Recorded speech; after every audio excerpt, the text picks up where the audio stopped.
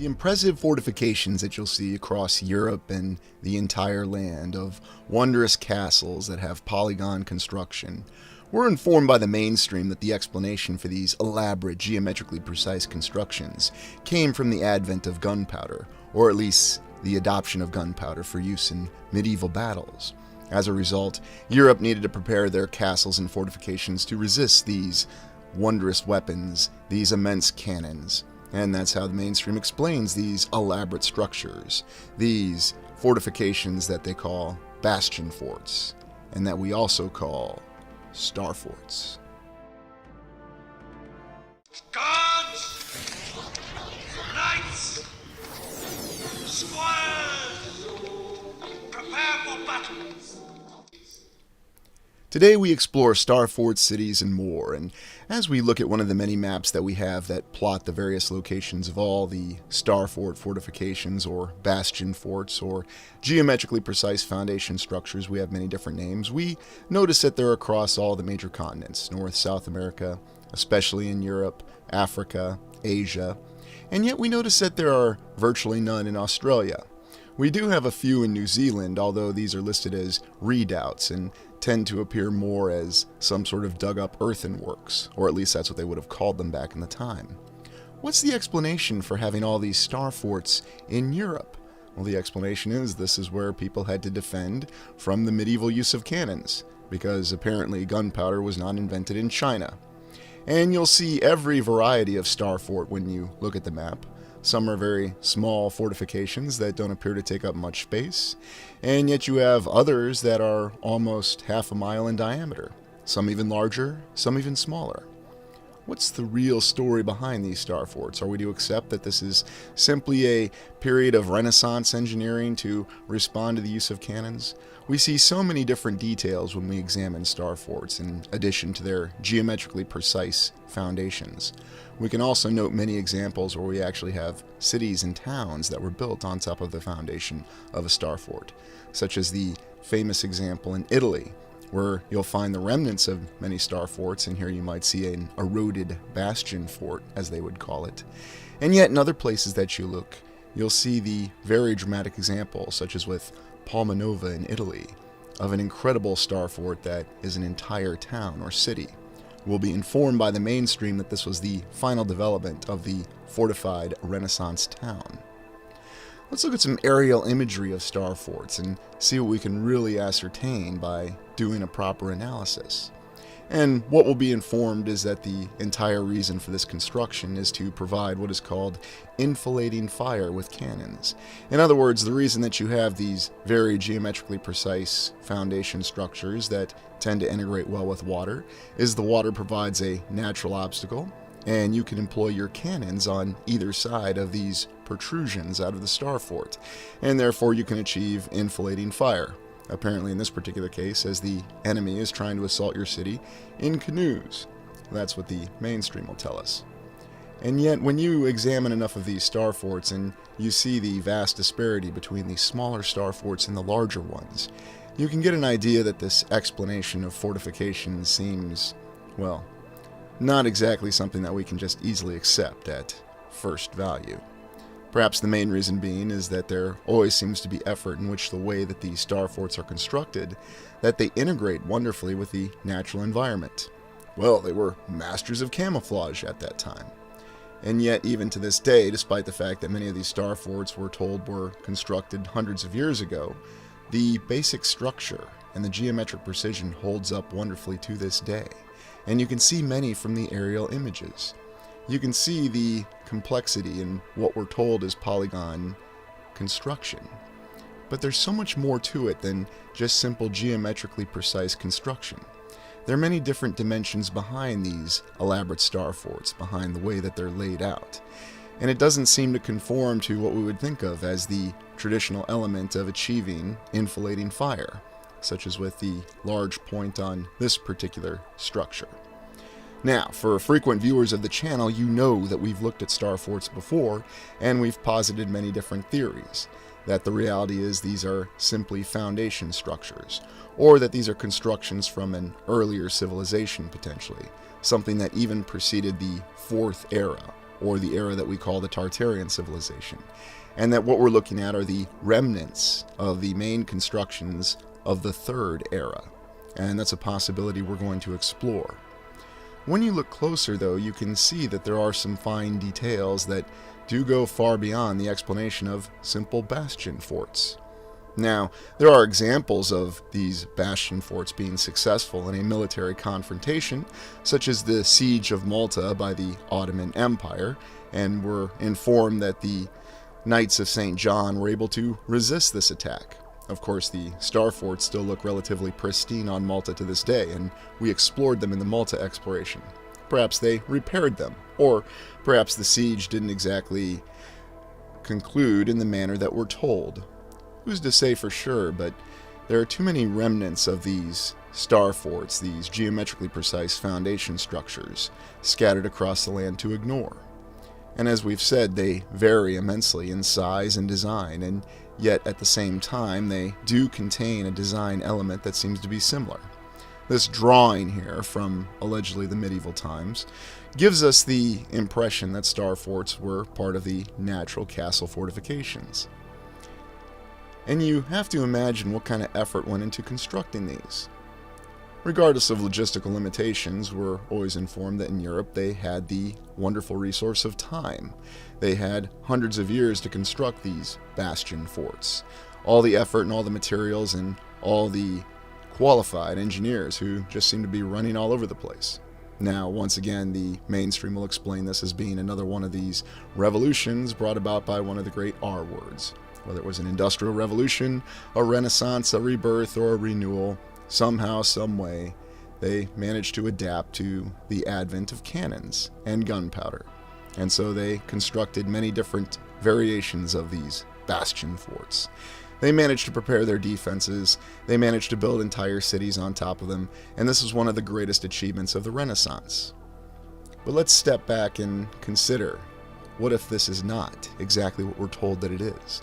What if there's a more complicated dimension behind the application and use of some of these structures?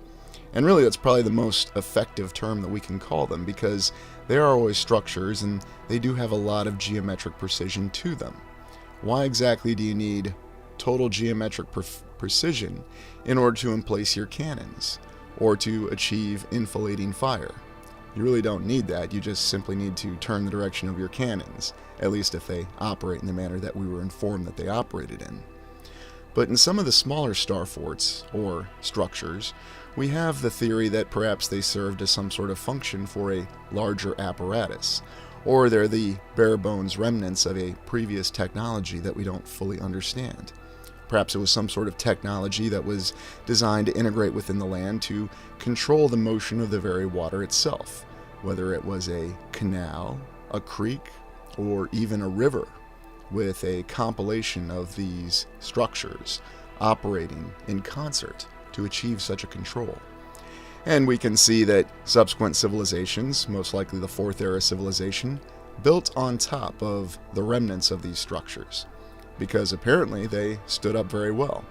And whether you accept the mainstream explanation, an alternative explanation, or come up with your own theory, you can't deny the fact that many of these wondrous foundation structures do have many structures, ranging from what we think of as forts to entire cities that are constructed on top of them. Now, obviously, if we go off in the mainstream explanation, they weren't designed for this purpose. Although others will claim that, yes, they were designed for this purpose, and building entire cities on top of structures was not a challenge during the Middle Ages and the period that followed, because it was the Renaissance. And as we said before, whenever you have a revolution or a Renaissance, you can do anything. You don't need motorization, you don't need mechanization, you don't need trains. You can accomplish any logistical feat because you don't have safety standards. You have intelligent artisan and craftsmen all across the land. And you don't have the diversion of modern communications technology and social media, which oddly enough people turn to, but then they want to claim as a reason for why we can't achieve in the past what we did despite having modern technology. Some of these fortifications, though, have a more defined function to them. And it seems as though you can go along with the understanding of what the additional function may have been. Indeed, if these are the remnants of the appearance of certain elements of technology, structures that were part of a larger apparatus that operated within the very land itself. The other element of star forts that we can't ignore is the fact that they are perfectly integrated with the natural terrain. Indeed, you'll see grass and trees that grow on top of the foundation structures. And so this is where a lot of the evidence for the theory that we have that the previous civilizations managed to achieve a much better or effective balance with the natural world. Now, when you look at this, and you can see this wonderful integration of the artificial and the natural. And is the explanation supposed to be that this was simply for the purposes of defense? Also consider the modern example. We'll be informed that star forts or bastion forts are obsolete because of the advent of modern firearms technology. And for the great mobile land armies of the 1900s and the 2000s, with the advent of the main battle tank. Yet, looking at some of the other star forts, and you have to ask, could a modern army or a modern nation construct anything like this? Could it construct one of the smaller star forts if it were so inclined? And could it do so in a reasonable amount of time? Now, of course, we're informed that in the Middle Ages or right after the Renaissance period, they spent decades constructing some of these star forts. They even built one in Japan right during the Meiji Restoration, because apparently everything European was cool to Japan at that time frame. A Japan which had been isolated for over 200 years, at least according to the mainstream account, and they needed to have their own particular bastion fort or star fort. You look at some of these, though, and you can't help but be impressed by the intense application of geometric precision. How could anyone simply accept the fact that something like this was done just for the purpose of defense?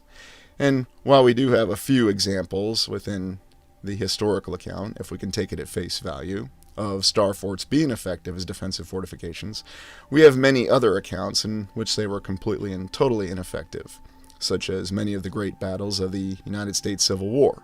We even have the example in the Battle of Mobile Bay, where star forts were completely ineffective in resisting the attack of the Union Navy. And many of these star forts have other structures around them which have additional questions. And we think of some of the larger city star forts, or star cities. There's many different names you could call these, and I have to admit star forts or star cities or even geometrically precise foundation structures sounds a little bit more appealing than simply calling them polygon forts or polygon constructions. But I suppose that would be technically accurate. We look at the older renderings or drawings of what these alleged fortifications or cities looked like in their origin, and oftentimes we see a tower at the very middle. And the explanation for that will no doubt be because they were supposed to fall back through each successive ring of this very complex geometric structure and make their last stand at the tower. And yet when you look at the way that all of these star forts integrate within the terrain, you can see that there tends to be the construction that defies the explanation that they were solely for military means. And while we can certainly attribute the defensive purposes of some of these star forts, we tend to see more complex constructions, all of course which endure to this very day, which give the hint of a civilization that valued geometric precision, and above that, valued integrating the artificial and the natural within all their constructions, whether they were building cities or technology that had some other application. Indeed, you'll see many examples of the star fort pattern, or the geometric pattern around the cities themselves, and then you'll see the more defined fortification that is constructed in conjunction with it. So what exactly does this all allude to when you look at some of this? And you'll find these bastion forts or these star forts in the most remote places, of course, which we can just turn our heads down and accept the fact that they could achieve anything logistically in the distant past. Again, you didn't need motorization, you didn't need any sort of ability to move heavy materials because people worked. And as some will say, they just simply worked until they died and they didn't question anything. Well, perhaps that's the more believable account from the mainstream. But there's also the other consideration when we look that oftentimes there are these cities that are constructed on either side of a waterway. And oftentimes these geometrically precise foundation structures are found near some sort of body of water or some sort of river, creek, or canal, and they're oftentimes integrated with them. And that's where we derive the theory of the fact that these structures seem to have something to do with the water, and perhaps they alluded to the technology to control the water itself. And now let's look at the Star City foundations. For frequent viewers of the channel, we've looked at many different cities that have that baseline map that show that they were elaborate star cities, or whatever name you wish to refer to them as, the cities that had these elaborate fortifications constructed all the way around them. And whether we're looking at Berlin or Prague or the other great cities of Europe, and it's not just in Europe, you'll find it in North America, South America, and other locations where you have entire cities that had these star fort constructions around them. Now granted, we're just looking at the maps that show us the very origin of these cities, and yet we can see very complex arrangements of these structures around these cities. These cities appear to have been built on top of them, and yet at the same time, these great cities, we're also told, were founded prior to the advent of this technology of the bastion fort, such as Frankfurt. And yet you look at the early maps of Frankfurt, and the official explanation will be the city was small enough at that time that they could construct elaborate fortifications that were geometrically precise, because they needed to defend the city from a potential attack, whether it was from the Ottomans, the Mongols, or if they were competing with the other great powers in Germany for control of the waterways. Perhaps we can accept that explanation at face value. But where did they get the capability to do this? How is it that they had the knowledge of engineering to quickly pass across all the areas? We also look at the example of New Orleans, where we see another star city formation. And that's how the city started. Even to this day in New Orleans, you'll find the remnants, though, of a couple star forts, whether it's Fort Pike or Fort McComb, and whether they've been closed for years, there seems to be a desire to keep people from looking closely at some of these structures.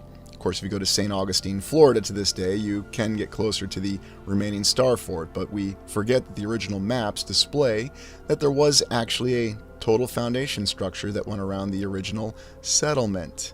At least that's what we'll be told when the Spanish were settling the area. And yet there's other examples of these star fortifications that surround even Moscow, because apparently the citadel of the Kremlin was not enough fortification. They needed to establish an entire star fort around it. And so when you look at these various maps and you see that the way that these cities were displayed or drawn at the time, it gives you the impression that a lot of this foundation was already there, and that the city was simply constructed on top of it. Now, again, these maps are simply that. They're just drawings. Anybody could have done drawings at any time. They could have been inspired, or they could have been told to draw something in a particular format. But let's look at an example of a star city in Fort Madison, Iowa. Now, a lot of people wouldn't think that Fort Madison, Iowa is actually a star city, because when you look at the old bird's eye view of Fort Madison, Iowa, you'll see that it doesn't have the traditional patterns. Fort Madison is very interesting, though, because this was the first recognized settlement. Fort Madison is off the Mississippi, and it's the oldest settlement within Iowa.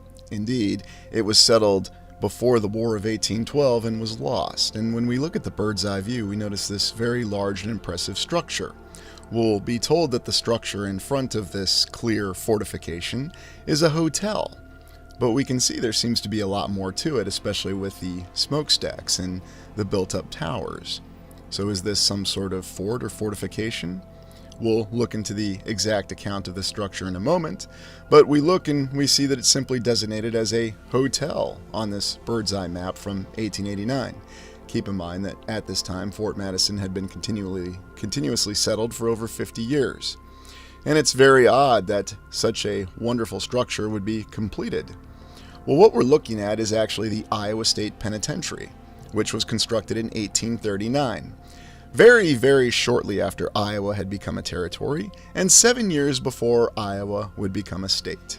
So the mainstream informs us that as they were settling the area, when the populations of St. Louis and Chicago were negligible, not exceeding 16,000 or 12,000 if you accept the numbers, in Iowa, in the middle of an unorganized territory, they decided to build a very elaborate and impressive prison in 1839. And indeed, when you look at descriptions of this particular prison, you'll find that they call it a fortification. Now, how does this tie back into our exploration of star forts? This gives the numerous indications, and you'll find these hints that Fort Madison, the settlement or the eventual city in Iowa, was originally a star city, and that this is the remnants of it. And when you look at some of the material that this impressive prison was constructed out of, and it should be noted that this is still standing to this day, you'll see those signs of very advanced construction that were achieved in 1839. That settlers who apparently had nothing but time on their hands, who were trying to tame an area and civilize it, decided to build this particular structure. Now, there's no account of this being used as some sort of elaborate fortification, and even though Fort Madison fell to the forces of the British and the Native Americans that were fighting against the United States quite easily, I might add, at least that's what the official account says, there's no account of this subsequent fortification being used as a fortification. We're informed that it was always used as a prison. And yet we might recall the other explorations that we did in Iowa where they informed us that they used this thing called Anamosa limestone. And yet some of these structures don't look anything like Anamosa limestone.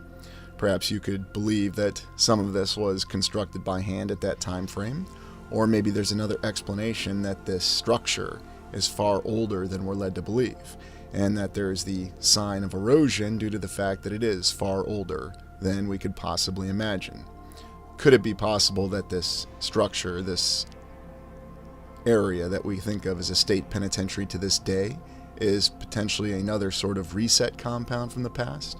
We look at the Anamosa prison, and this is in Anamosa, Iowa, where we have that Anamosa limestone. That's exactly what they call it.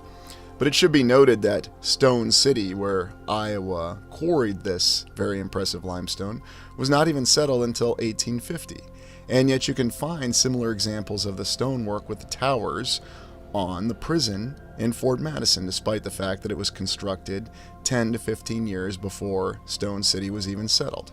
So once again, conflicting accounts, or you can just accept the fact that they just brought in this stone and they decided to construct this structure because there was no real reason to do so.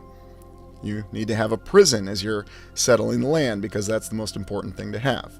And indeed, when you look at many of the photos of the Midwestern cities, the earliest photos, they always have a prison. Yet you can also still see the same signs of advanced construction within this penitentiary.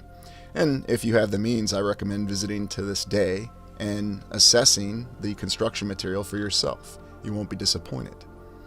So, were these star forts remnants of the Third Era civilization?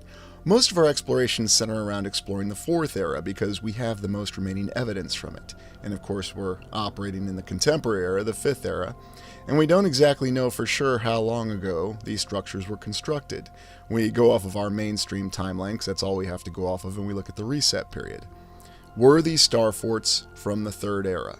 Is this evidence of a civilization that preceded the Fourth Era civilization that we call Tartaria on this channel? Well, when you look at the various structures, and there is the theory that perhaps in the Fourth Era they did experiment with building the foundation structures. And I do admit it is possible that these wondrous star forts, these bastion forts, or even the remnants that we have in Fort Madison, Iowa, could be constructed during the Fourth Era. But I think we also have a lot of evidence because of the fact that many of the more elaborate constructions that we see that we know are from the Fourth Era are built on top of these bastion forts, these star forts. It gives us the impression that this entire technology, this geometric precision, is from the Third Era. Of course, we're assessing things here in the Fifth Era, the contemporary era, and all we can really do is try to hypothesize exactly what happened. Was this a more advanced construction that eroded over time? Or is this simply the efforts of someone who was simply trying to repair ruins that they found? Or, as I always believe, the mainstream account does have a chance of being correct. It just feels that with each exploration, it seems to become less and less likely. and I wouldn't say that this exploration is any exception to that trend. Let's look at one final aspect with star forts. Palma Nova is one of the most impressive star forts, and it's really what you'd call a star city in Italy. And you look at the geometric precision that goes all the way to the center of the city, which they very clearly built on top of the star fort. You'll indeed see that the very diameter of this city or town or municipality, whatever you want to call it, is over half a mile in diameter. You can also find signs, though, of advanced construction when you look at it from the ground. You'll see no shortage of obelisks and towers and impressive columns that we tend to see when we look at these various structures. Now, there's also some sort of apparatus that still exists on the inside, and perhaps this would reflect the mentality of this being some sort of defensive fortification. But once again, it begs the question, why do you need such elaborate constructions, and why do you need geometric precision, especially seen from the air, to build a structure like this? Certainly there's easier ways to establish fortifications, and you can find no shortage of examples looking at the World War I and World War II, how very impenetrable fortifications were constructed without requiring this geometric precision. Indeed, these wondrous structures have been diagrammed and analyzed by engineers, and there's even the numerous tunnels and the subterranean component to them. So there's so many different dimensions and there's so many different perspectives to look at with these impressive star forts and these amazing fortifications. And yet you can find examples that seem to go beyond the explanation of fortifications, especially with the way the natural environment integrates with these artificial constructions. And I strongly recommend, if you have the capability, to explore a star fort within your area, and I'll leave the link to the map. What was the very height, though, of these structures? What did they look like when these star cities were constructed? Could these have been very advanced with wondrous obelisks that had tremendous technological capability beyond our imagination, integrating the very land within the construction itself? I think we have a lot of signs that point to this being a distinct possibility. What limits, then, did such a civilization have in their construction? What could they really achieve? It seems to go beyond our wildest imagination. But what do you think? What's your explanation for these star forts? Let me know in the comments. Thank you for watching. Please like, comment, and subscribe.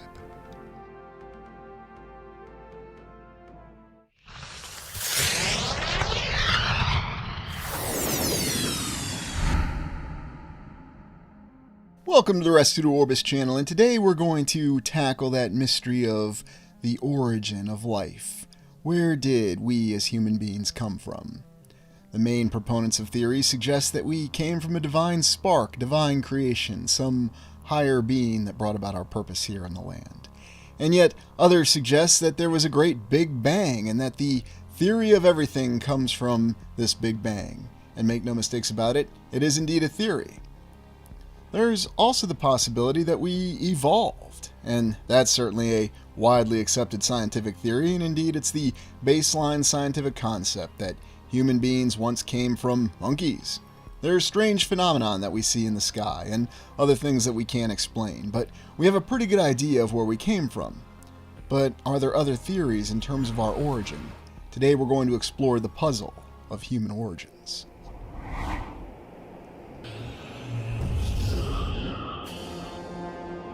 We look at the first origin theory, a little pond of goo.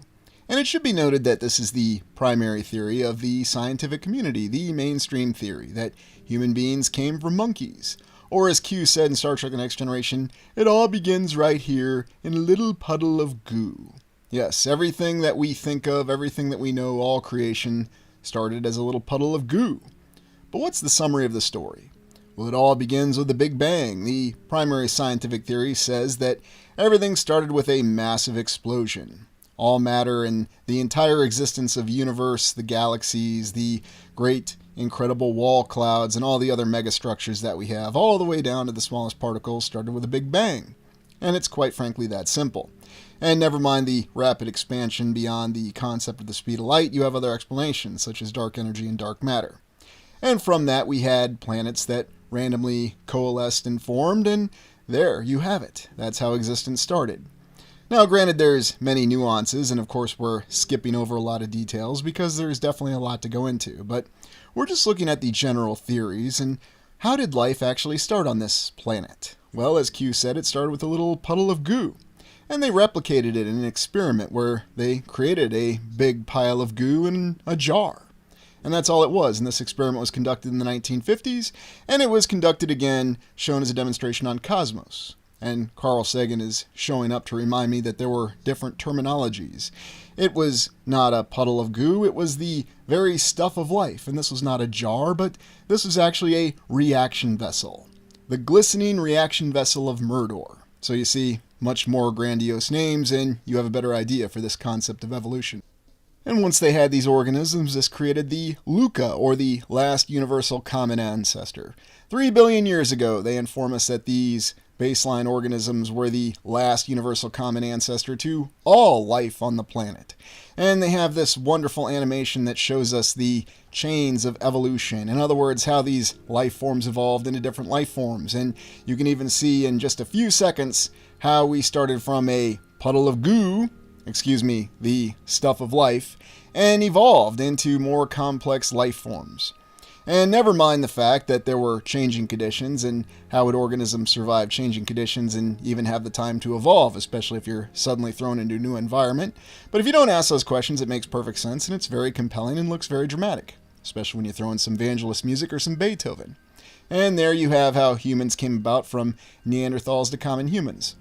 Cosmos, the series hosted by Carl Sagan, was quite proficient at showing wonderful art and cutting edge, at least for the time, special effects to really tell us the story, the theory, although Carl Sagan refers to it as a fact, of evolution. And indeed, we even think of the last ancestor to humans, the Neanderthal. And there are accounts that the Neanderthals existed at the same time as the so-called modern humans. Very interesting if it's evolution, but is it saying that there are certain branches that didn't evolve at the same time? And like I said, if you really start to critically examine evolution, there become a lot of difficulties in actually corroborating it. Namely due to the fact that we didn't actually exist at that time and there are no written records. But regardless, we have science and we can actually analyze DNA, and now the theory of evolution has evolved itself into the modern theory of evolution, which goes off of the concept of the last common ancestor, or the last universal common ancestor, by examining the DNA. And of course, you can look at the concept of Neanderthals, and you have to ask that question. That question being, why are there actual accounts of Neanderthals existing at the same time as modern human beings, if they are actually an evolutionary ancestor? It's really interesting, and you also look at how we did evolve, going from Neanderthals, or earlier human beings, and then gradually worked our way and evolved into more modern human beings. Or as we said earlier on the channel, how early human beings, Neanderthals, evolved into more modern human beings and outlaw motorcycle club members. Now, while that may seem like a little bit of a joke, it's really not, because that's actually what the official theory of science tells us, is that these individuals were descended from earlier primates. I'm descended from a primate, and all of you listening are descended from primates. Now again, I'm not telling you that's my belief, and I'm not telling you that's what you should believe, but that's what the primary scientific theory is, and that's what we're sharing right now. And regardless of all the problematic aspects to it and the details that, again, as long as you apply no critical thinking and you just enjoy the animation that we looked at earlier and you appreciate the ambiance of the music, it is very dramatic and compelling. All from the works of this particular individual, Mr. Charles Darwin. And here Charles Darwin pictured from the 1850s. Yes, another individual from the 1800s who came up with the baseline theory, the concept of which all science is derived from to this day. Very interesting shirt that he's wearing there. It's not exactly a pattern I thought may have been available in the 1800s. It's rather intriguing and almost hypnotic in a way. In any event, Mr. Darwin came up with these baseline theories, and as I said earlier, these evolved into the theories of our current modern evolution, all based on a last universal common ancestor on DNA. So all life forms based on the observations of Charles Darwin, and don't bother looking up his background because he is stated to have actually gone around and looked at things. Going back to that discrepancy, though, with Neanderthals appearing at the same time as modern humans, there is actually an account of this, and it's a story from a book that was actually taken from a real historical account, And in that account, there was an Arab individual who traveled north and linked up with some Vikings at the time, and actually helped them fend off a threat from creatures or strange beings called Wendell. And you can actually read this. The novel is called Eaters of the Dead by Michael Crichton that relays this account. Now, what's actually the historicity of this account? Well, it's debatable, but if there is any historicity in this account, what were these Wendell? Well, some have suggested that the Wendell themselves may have been remnants of the Neanderthals. Now, is that really supporting the theory of evolution, or is that indicating that something else may have happened? And I can certainly recommend the novel, The Eaters of the Dead by Michael Crichton, although he does have other works that are perhaps a little bit more impactful and a little bit more well-known. They did adapt it into a film in the 1990s called The 13th Warrior, although it had production problems and there are other issues with it, so I can't say that I can recommend the film, but if you want to give it a try, be my guest. Michael Crichton also wrote the other novel, State of Fear. And I'm certainly not going to tell you any of the details about this novel, but if you want to get an idea of the mindset of Michael Crichton, then this is also a novel that you can read. And you can certainly look up some of the reviews and the current opinions on it. But going back to the whole concept of evolution in the scientific theory, just think about that. All the things that we have across the land. All from a big bang, all from a lot of seemingly random things happening. Many things defying the odds. And there was a time in the past, probably about the 1980s and the 1990s, there were some individuals that actually managed to embrace the concept of evolution and even the creation of the universe by saying that there was a divine inspiration in it, given the fact that it defied odds. But we really have to ask the question, with all these wondrous structures and the very origin of human beings that we look at, is this the proper theory? Is this really how it happened? Or is this merely simply the way that we agree upon how it happened, and this is the evidence that we're currently perceiving that supports it? Is there any bias in it? Does it involve making a lot of assumptions? Because it seems to be something that we overlook a lot. A lot of people are willing to accept some written account, and therefore it becomes a fact. And even Carl Sagan said that evolution is a fact. It really happened. Of course, if you look at all current scientific writings and references to evolution, it is still a theory. In fact, the Big Bang itself is considered a theory, because they do admit that they don't know. Remember, a theory is a hypothesis. It has not been fully proven yet. So it all starts with Charles Darwin. He went about on these expeditions and confirmed this theory of evolution, going from cavemen to modern motorcycle members. And of course, you look at the very staggering animation and you can see the last universal common ancestor. And it all makes perfect sense. A little bit of Beethoven really helps sell it. And so you begin with your reaction vessel, your glistening reaction vessel of Murdor, and you have the theory of evolution. I mean, just think, you can touch two wires together and who knows what incredible life forms you might come up with on a long enough time span. Thus is the main scientific theory of existence, and how everything all started. But what's the counter theory to that? And the counter theory to the scientific theory is divine creation, origin theory number 2. Now, it's certain to say, and it's transmitted to us, that the divine creation theory, and again, it is a fact to many people, and these are people's beliefs, that there was a divine being that sparked creation, whether it was through a simple waving of the hand or waving of the will, depending on how you want to look upon it, and suddenly that brought all things into being. And like I said earlier, there was a time in the 1980s and even the early 1990s when there were academics and even some members of certain religious communities who embraced the theories of evolution and the Big Bang as merely being the divine will of the divine being, whatever you want to call it, God, Allah, Jehovah. There's many different names for it. But what exactly is the origin of everything? And the fact that there was a divine creator who was behind it, there was some sort of incredible creation that happened with the will. And this is what we see in the land, and it's reflected in everything, whether it's the structures, the life forms, and the very complex and intricate designs. And it's very easy to understand why this could be accepted as a belief. Now, interestingly enough, as we seem to have in the 21st century, there is really no middle ground anymore. the people who actually embrace this, that there was divine creation and yet evolution and the Big Bang Theory still happened, don't really seem to exist anymore. And if they do, it's certainly theories that they seem to keep to themselves, because if there's one thing, you're always supposed to have either one side of an opinion or the other. There is no middle ground. Of course, on this channel, we're going to look at another origin theory, because that's what we do on this channel. But I wanted to give the due process to the two primary and opposing theories that we have in the land to this day. Divine creation, or the scientific theory of the Big Bang and evolution. But is there something more behind all of this? Do we really see something that is divinely inspired when we look at our architecture and we look at some of the grand designs, not just within what we're informed are artificial creations, but also in the natural creations? And are life forms a natural creation, or are they an artificial creation? And that's where we start to go into the third theory. Now, some of the viewers might be wondering why I'm not devoting as much time to the creation theory.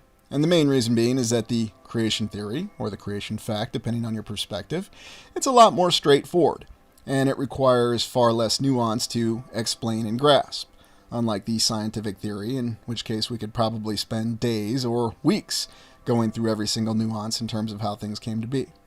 I'm also quite intrigued at the fact that when we examine architecture, virtually all of our science centers have the postmodern architecture format to them. I'm sure that's just another coincidence, but it's just an interesting observation. I'm not suggesting anything by it, just simply noticing it. But wherever you go on the land, you may come across some more natural or artificial creations that would certainly cause you to look up in the sky and question how all this came to be. And perhaps it's one of the very fundamental elements of being a human being, is having that natural curiosity. How did everything come to be? Why is the land so pretty and intricate? And why are many of the structures that we have so pretty and intricate and geometrically precise? And how exactly did they come to be? And therein lies the very crux of these explorations that we do, trying to find explanations for who designed all this. And why is it when we look at history, we have a very straightforward perception of history? We're actually going to look in terms of what happens when you have the two considered experts, the two primary groups of people according to the mainstream, who can tell you the difference between a legitimate conspiracy and a conspiracy theory. And what happens when you have someone who is a certified expert, whether they're a scientist or a historian, who questions another certified expert, a scientist or a historian. It is interesting, though, looking at how some of these presentations and explorations in the past by others do have a bit of divinity within them, as though there's something more behind them. And now we go to the other theories, the third origin of human beings. The lizards of Ubaid. These figurines have been found in the Middle East, at least according to mainstream accounts even, and they date back from thousands of years ago. Now, of course, we could go into the details and examine the cultures and the society and the civilization that existed at that time, but for the purpose of this exploration, I'm more interested in the fact that we do actually have these lizard figurines, or these reptilian creatures that existed in the distant past. Now, were these actual creatures, or were these just simply figures from someone's wild imagination in the distant past? It's interesting to note, though, that it's not just simply in Ubaid, but also in other reliefs across the land, where you'll see allusions to lizard creatures and reptilian creatures. And they don't tend to look like what we would think lizard and reptilian creatures should look like, especially when we go off of the natural evolution theory. Indeed, we find many other strange things when we look deeper and we notice the details behind a lot of this. Now, do we really know what our ancestors, if indeed they were our ancestors, and again, we don't even know that because it's a theory, but what were they really getting at with these representations? Do they really mean the things that we think that they mean, or could they have an entirely different meaning behind them? Whether you consider something hieroglyphics, or you consider the difficulties in comparing the languages, because there are so many different languages, and we're not just talking about the current divergence in languages that we have across the land, but also the development of languages over time. Just take English, for example. You have Old English, you have Middle English, so many different variations of that. And look what happens when you travel from Washington, D.C. to Portland, Oregon, to Los Angeles, California, and to Des Moines, Iowa. It's going to be difficult to understand some words and some sayings. You'll understand a lot of it, but not all of it. So what are these creatures? What do they really allude to? Is it possible that there was another group of creatures that were around in the distant past? That there may have been something more to these lizard creatures? And of course, when we say distant past, what do we really mean? Are we talking thousands of years in the past? Tens of thousands of years? Or are we talking even more recently? Because the real consideration is, once you get to 200 years, even that becomes the distant past. Because right now, the lifespan of human beings provides the limitation that there are no first-hand accounts. Indeed, you can't even get any first-hand accounts of the 1800s right now. And by first-hand account, we're talking about someone who actually witnessed events. So could there be something more behind these lizard or serpentine, or however you want to describe them, reptilian creatures? Perhaps they're some entirely different life form that even defies what our expectations may be. Now, there's been numerous science fiction franchises and fictional stories that have explored the possibility of these creatures. There's even such stories that explore the possibilities of Neanderthals coexisting with modern humans. Although current modern scientific theory says that Neanderthals did coexist with modern humans. How anybody would know this is beyond me, but, we've got evidence apparently. And here you can actually see the archaeologists and historians. And the whole reason I highlight this is, what's the difference between an archaeologist and a historian? And have we really thought about that? And who actually has the authority to really challenge what the current notions are? Indeed, you'll even see in modern art where we have this concept of these reptilians being more accurately expressed. Now, I'm not suggesting that there's anything benign or malignant with these reptilian creatures. It's just interesting that they were shown to exist at one point in time. Were they just simply a artistic endeavor at the time, or did they represent something that was real?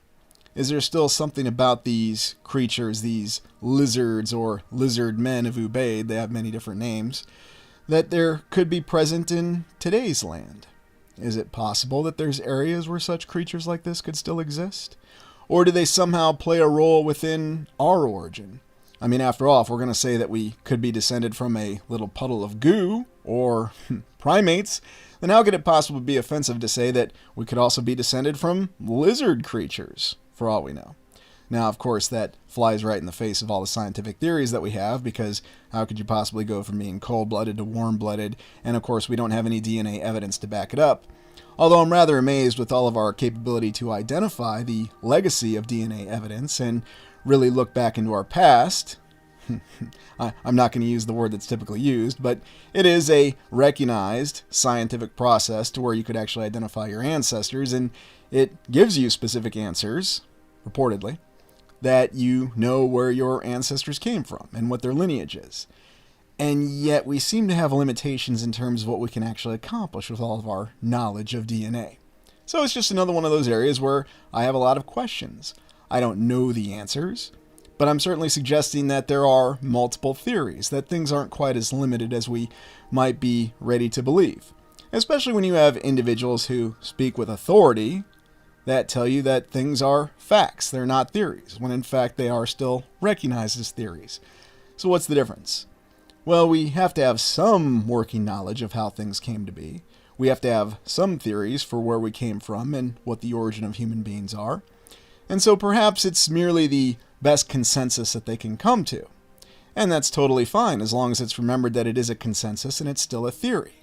And if it's still just a consensus on a theory, then there should be questions that should be asked. There should also be counter theories that should be acceptable, until proven otherwise. And that's always the issue that I have when it comes to examining history and the true account of humanity. Human origins are going to remain a mystery. And that's just something that we have to accept. Now, if you're ready to embrace a belief that it's just simply divine creation and that explains everything, then by all means. And if you're ready to embrace the belief that, yes, it was evolution and all these images that we have of these different sorts of human beings were just the product of imaginations, and the lizards of Ubaid are just the product of imaginations, that could be an explanation as well. But from my mind, and from what I've seen, I think there are different possibilities that are available. That there might be a much greater possibility and probability for what the variances in human existence may have been in the past. It's not quite as limited as we might like to believe. Now, could this have been the result of natural influences? Or were these artificial influences? Was this some other form of technology for manipulating or changing the very nature of physical life? That is still a technology, but one that's been suppressed and one that we don't understand. Is that the real explanation behind some of these reported anomalies that we have of human beings with what we would consider to be extraordinary capabilities, such as the numerous accounts of Spring-Heeled Jack? Again, another 1800s mythical figure, and yet there are multiple accounts that seem to point to this figure being real, at least multiple observations. And what about the whole concept of human beings or creatures that replicate human beings that were created by alchemists? Is there any reality to that? Or again, is that simply the product of a wild imagination? What are your thoughts? And let me know in the comments. And by all means, you're open to share your own theories and beliefs. Let me know what you believe our origin is. So what? Robots. What exactly do you think of when you see or hear the word robot? What does a robot mean and what can it actually do? We think of automatons that look like human beings that can perform similar tasks that human beings can. But there's many different meanings behind robots. We even have an innate fear of a robot revolution, a vast army of robots walking down our streets and taking over our entire civilization. But what's the real account behind robots? What are they exactly? Are they the robots of life or the robots of death? We're going to explore both. Come join me as we examine the account of the robots of Tartaria.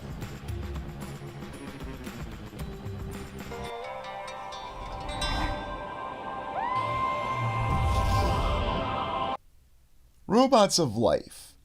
So, robots are oftentimes associated with science fiction concepts, at least that's what we tend to think of. We oftentimes overlook the other concepts of robots or the actual automated robots that we have working in our many factories to this very day, or even the robots that just do simple displays. But what's the origin of the robot? Well, in our official history, we have the automaton, or the individual that replicated human anatomy. And of course, it was yet another design from the great Leonardo da Vinci. Because of course, a polymath who comes up with anything and everything. Not only is he a great artist, but he can design an actual revolutionary concept of some sort of being or automated being that runs on his observations of human anatomy. He can replicate this and put it into a being and then actually have it be something that can move in the same way that a human being can. Of course, what's the practical application behind it, as there was no power source or any sort of independent way of employing these robots, and yet it was stated to be Leonardo da Vinci who came up with these initial drawings, these original concepts. And so this is the issue that we have when we look at official history. We have elements such as this, where there's this great idea of this revolutionary concept, but how does one even practically apply it? And the official explanation will be, much like when we have all those architects that design those incredible buildings that nobody can ever build, imaginations run wild. We have creativity and people show that. And I certainly like to embrace and support that, but when you think of what was actually going on when Leonardo da Vinci was alive and you think of the means and implements available, you find that they tend not to support what was actually conceptualized in his mind.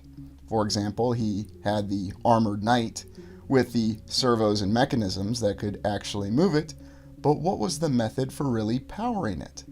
I remember what Dean Kamen said about engineers actually being people who could find modern practical solutions.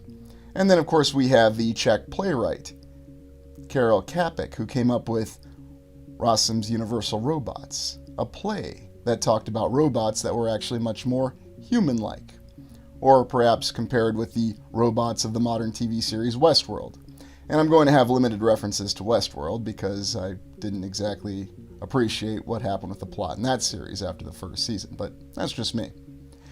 Isaac Asimov, the science fiction author, was the individual who really stated and actually brought out the rules and the concepts for the modern robot. after the term was introduced by Karel Čapek, the Czech playwright. And Isaac Asimov's books really considered a civilization that was guided by robots. And that's what I want you to think about as we go through this exploration. What could robots really do? If you have automated machines that you can program for different outputs, and keep in mind we do actually have robots in our factories and in many other sorts of applications, some even showing surgical applications, and indeed they've even been used in the past for space exploration. But you consider the science fiction concept, and that's very much what robots were associated with, especially in the 1900s. And why was it important that robots actually have rules associated with them? Well, if you have a set of guidelines for robots, then suddenly they become another means of technology that augments your civilization. They increase your capability. In other words, when we're trying to explain all these incredible feats of the past, having robots actually provides that explanation. If you have automated beings that you can program for guided and repeated outputs, then suddenly there could be another explanation for how these incredible structures that are ubiquitous across the land could have been completed.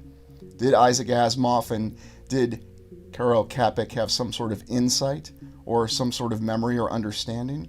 What's the real account behind Leonardo da Vinci's creation of the automaton, or at least his design of it? Was there actually a means of powering it? Or were they simply remembering or finding or having access to lost records? Is it possible that there was a previous civilization that really did have what we think of today, or what we define today as robots? Very advanced robots that were very much human-like in many ways. And indeed, that's what we have to recall.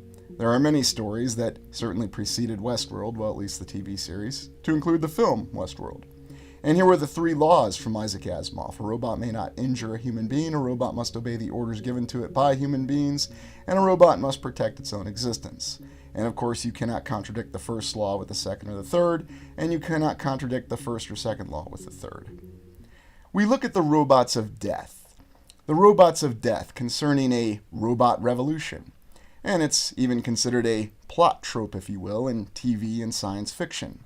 And Robots of Death was actually the name of a Doctor Who episode. Now, granted, in the 1970s, Doctor Who may not have had the greatest budget for costumes, and yet still they managed to employ a wonderful visualization of what a robot could look like and be like, even with a limited budget. It's amazing what a little bit of creativity and imagination can do for you. But the story concerned a mining vessel on another planet, never mind the plot, and imagine what it would be if this mining vessel was crewed by these robots. These robots that simply obeyed orders, and they abided by the 3 laws of robotics that science fiction author Isaac Asimov wrote out. However, there was an individual, a human being, who felt that these robots were being exploited. And this individual was stated to have been raised by robots. And suddenly you see these plot tropes, you see these repetitions coming up, that there is a segment of civilization or society that's being exploited by another.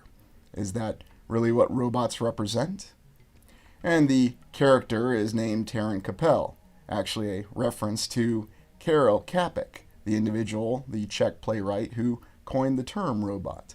Even more interesting when you consider that robota actually is a reference to serf or slave. And indeed, that's how some actually pictured the robots being. What's very intriguing about this Doctor Who episode, though, is that there were 3 classes of robots. There were the robots that were considered dumbs. They couldn't talk at all. Then there were the gold robots. They could speak, but they didn't give commands.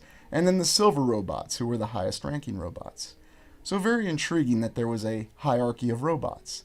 And of course, the plot concerned the efforts of Taran Capel to change the programming of these robots and turn them into the proverbial robots of death. And indeed, the plot revolves around the Doctor, the Time Lord, and his traveling companion Leela, trying to find out who's actually behind the reprogramming of these robots and save the remaining human crew of this sand miner that they've materialized on. Some of the elements that come up with this, though, are what are the real ideas of freedom and individuality? And some would say that all robots represent from these science fiction writers or these Czech playwrights is that they were merely an analogy for human beings who were actual serfs, and their entire role was simply to serve their civilization. And indeed, it is a very interesting premise. There's also the fact that you have people that are very set in their ways, and this is what classic Doctor Who did quite well, looking at societies and looking at their flaws. For example, the human commander of the mining vessel that they're on doesn't really seem to concern himself with the fact that multiple members of his crew are being murdered. Indeed, the Doctor even chastises him for saying, "You're crazy, you've got a robot revolution going on and you don't think there's anything wrong." The intriguing premise, though, I think, is the fact that things can be subverted, things can be changed. And perhaps this is really where the robots of death come from. The robots themselves are simple automatons. They're technology that's designed to assist a civilization. But much like any other form of technology, much like any intention, they can become subverted. They can be reprogrammed. And they can be repurposed to whatever sort of malintent one can believe. And therefore, that's where we have the proverbial concept of the robots of death. Now, the reason that I'm highlighting this Doctor Who episode is it may not be as well known as perhaps some other more pop culture references concerning robots, or even the robots of death. But does it really allude to something that may have happened in the distant past?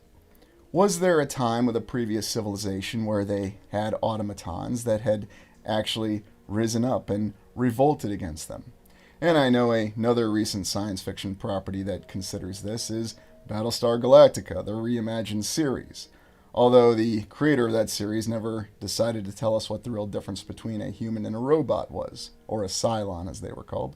That's okay, it didn't sabotage that series' great ending, and I'm sure he had a good reason for not telling us.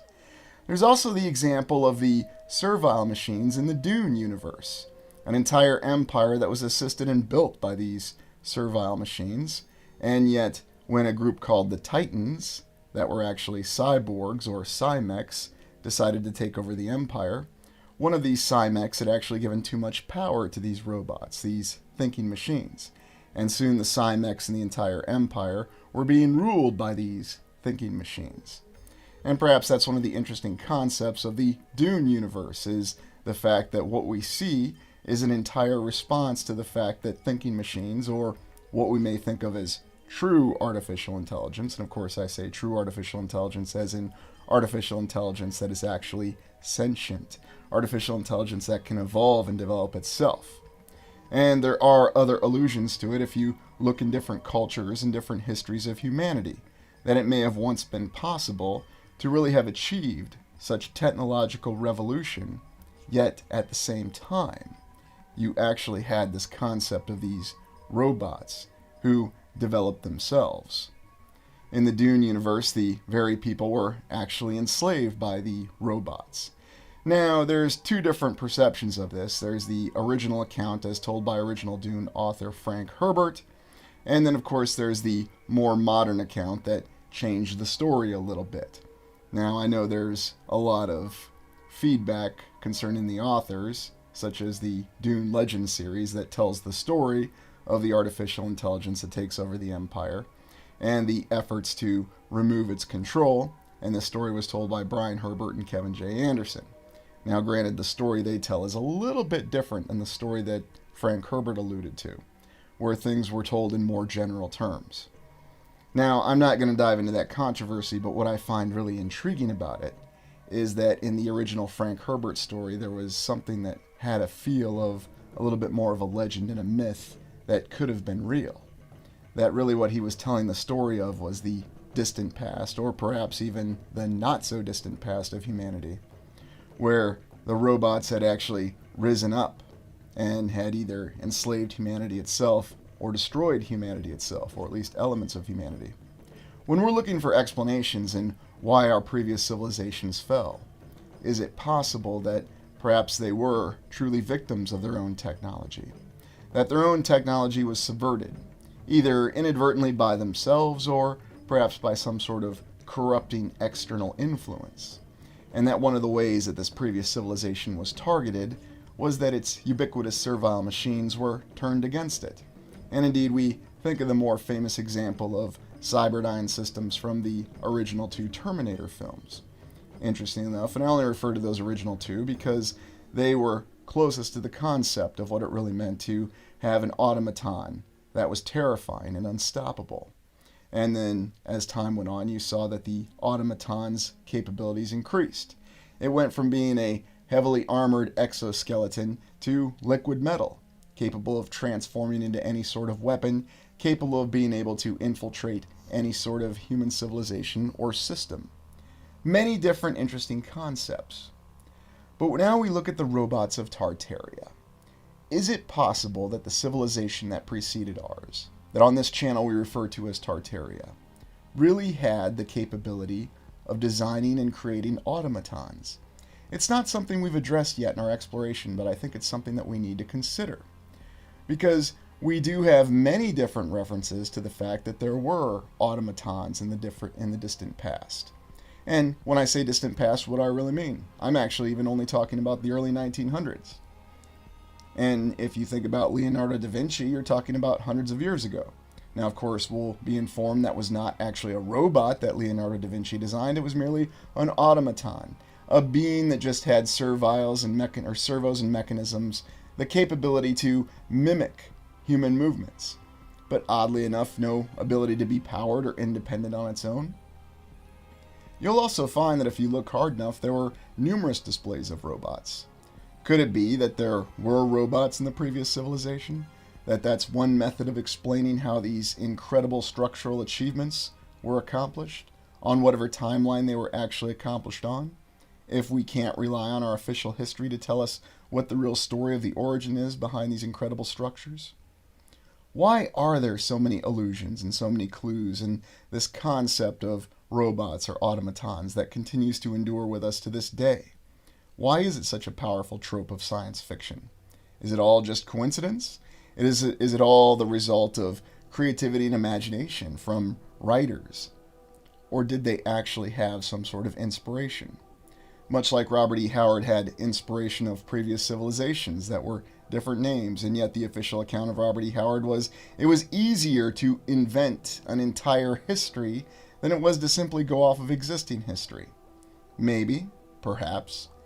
But when we look at things such as the Great World's Fairs or the World's Expositions, or whatever particular title we want to call them, we see incredible achievements from our official historical account. We see structures that defy our ability to simply explain with the implements and means available at the time. If there was an entirely different civilization that had the capability to build these, and these were real authentic buildings, is it possible that they did actually have robots? Did they actually have automated beings that they could program for controlled outputs? And that's why we see such a consistency in the construction. The boilerplate robots, for example. Yes, there's actually an entire concept of robots during the Victorian times.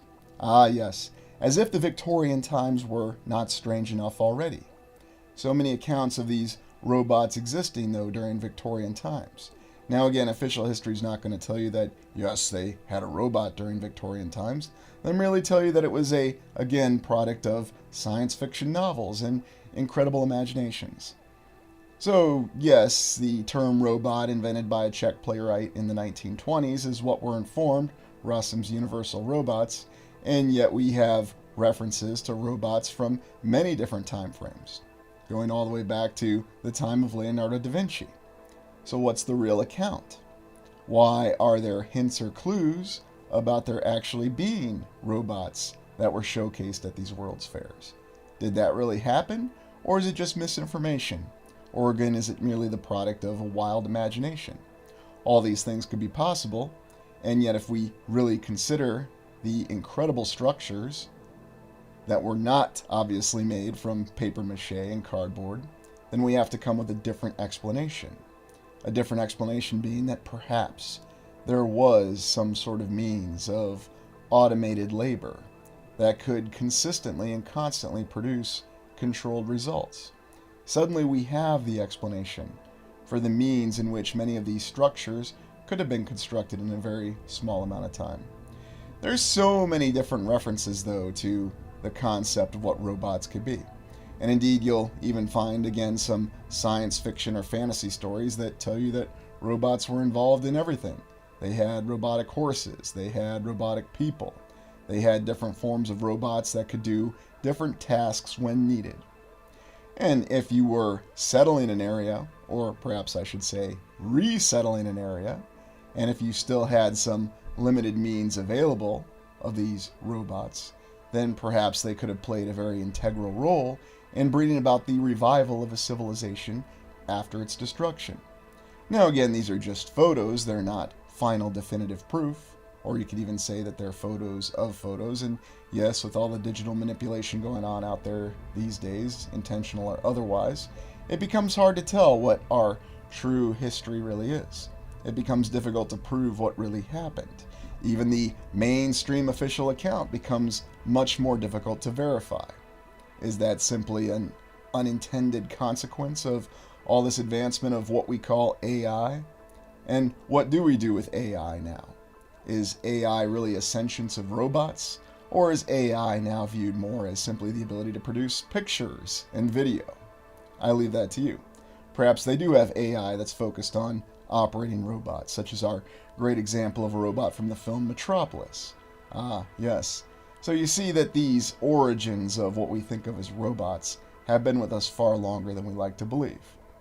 And oddly enough, this is something else that we don't seem to be taking any further currently. Now, it may be happening behind the scenes, we may not be aware of it, but consider how far technology could go with the development of robots. What would it really mean if you had a robot that was very close to being a human being? Or if you had robots that could replicate the movements of animals?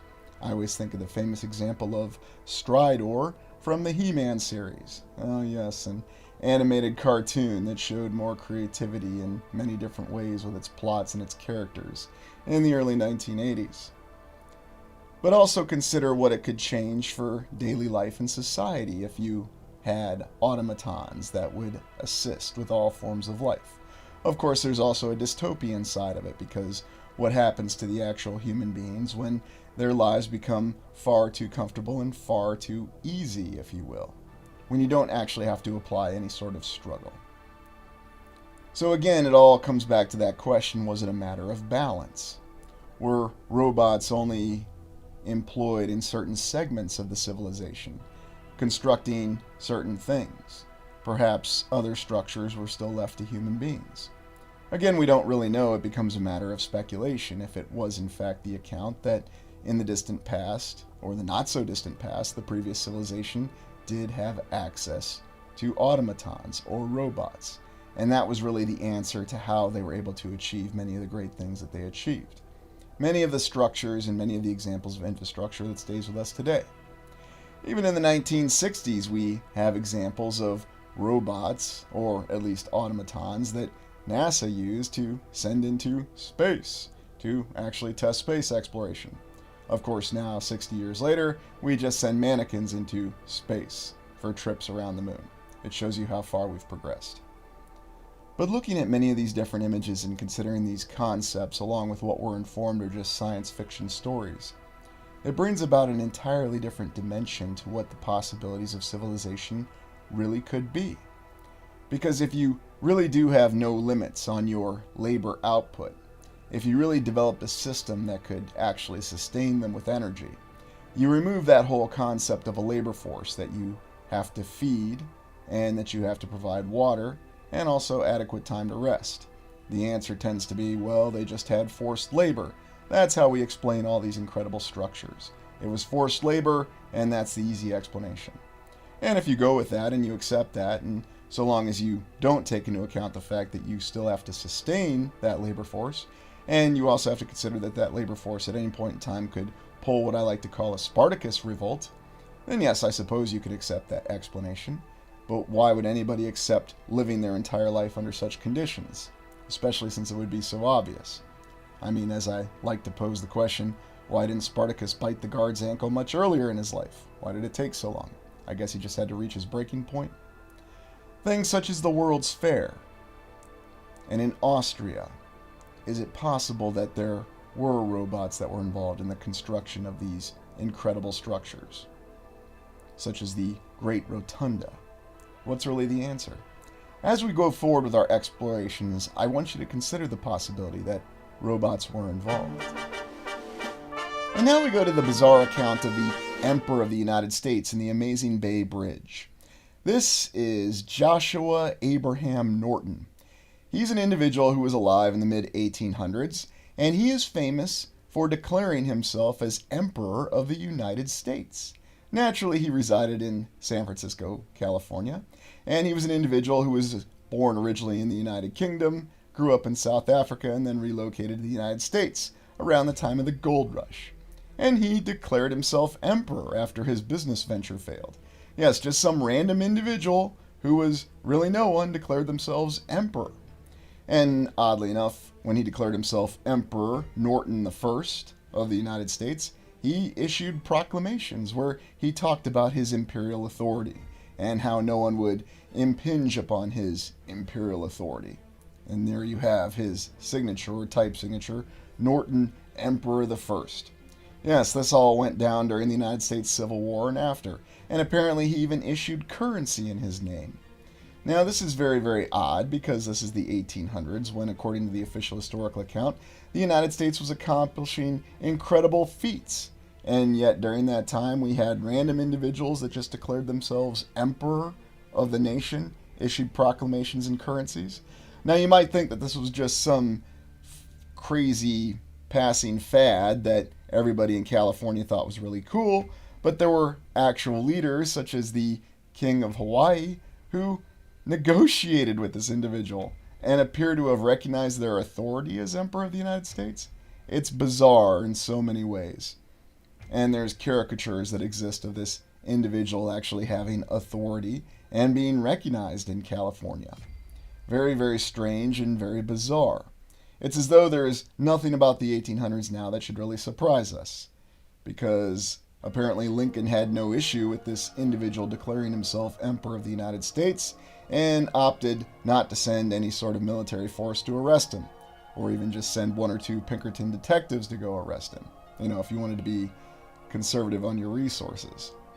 It's a strange account, but why are we talking about this random individual who declared himself Emperor of the United States? Apparently he had the idea to build the Bay Bridge to connect what is today Oakland to San Francisco.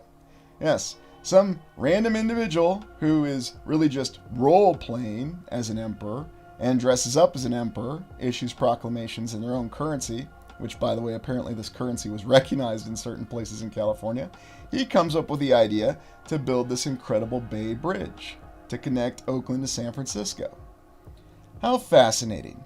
And you'll never guess when they actually completed this Bay Bridge. Yes, in the early 1930s.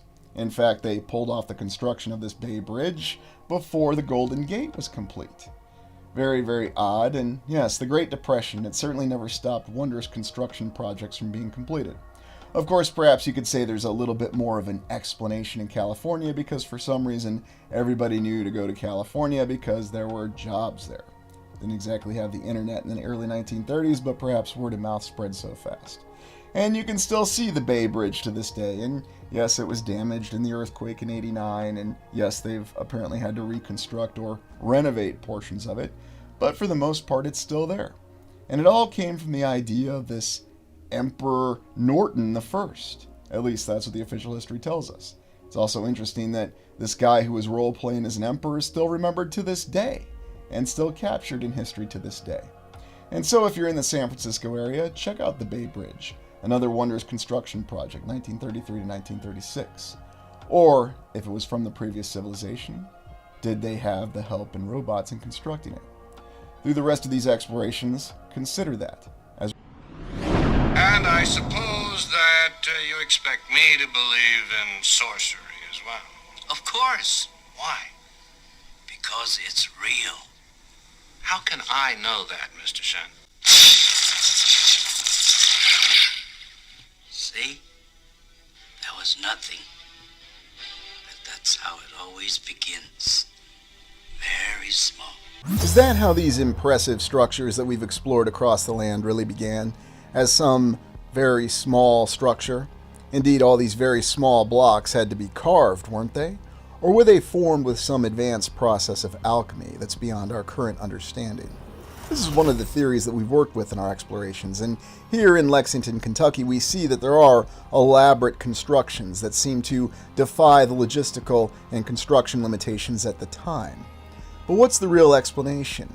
How do we explain these processes, and what were these sciences, these occult sciences as we call them now? And what exactly is the occult? Join me as we explore these interesting questions, seeking answers for the how behind all these incredible and impressive structures that we've looked at. Join me as we explore the occult sciences and the old world.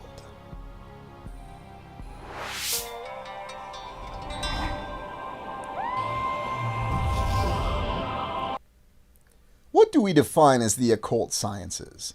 Alchemy, astrology, magic. What exactly are occult sciences? We tend to define occult sciences as that doesn't fall under the current institutionalized recognition of our sciences or any of our other recognized studies. And yet, oddly enough, occult science includes many different fields, and we're going to explore those fields in this particular exploration. Is it possible that really what these occult sciences are the remnants of the original old world technology, or at least the knowledge of it? The old world technology that was utilized to construct these impressive structures that still dwell across the land, defying explanation with their longevity and the enduring nature of their construction. Of course, mainstream sources will tell us that they simply had better efforts that were put into their construction, that everyone was a craftsman, and there's really no explanation given for the logistical feats of the past. Just assume that they did it, because obviously somebody did it, and we're not denying that. But what exactly is the origin behind these occult sciences? We think of things that are mysterious, that defy explanation. And whether we're talking about magic, alchemy, astrology, or even yoga, which, believe it or not, is considered an occult science, we're actually looking for what the explanations are for how we managed to build this civilization in the past. Are we to take the mainstream account seriously that in the 1800s with just horse and buggy and various people possessing incredible knowledge, whether it was construction knowledge or craftsmanship knowledge, and of course nothing ever mentioned about logistical knowledge, that they managed to construct these impressive edifices that still stand to this day? Or did they have some sort of more advanced knowledge that still survives today in what we call the occult sciences? And why is this labeled as the occult sciences? Interestingly enough, when we look at the mainstream perception of the occult sciences, it varies. It's all over the spectrum in terms of seriousness. Some of these things are not taken very serious at all, and yet others have an element of seriousness to them, such as examining the historical account of the very polarizing figure Aleister Crowley.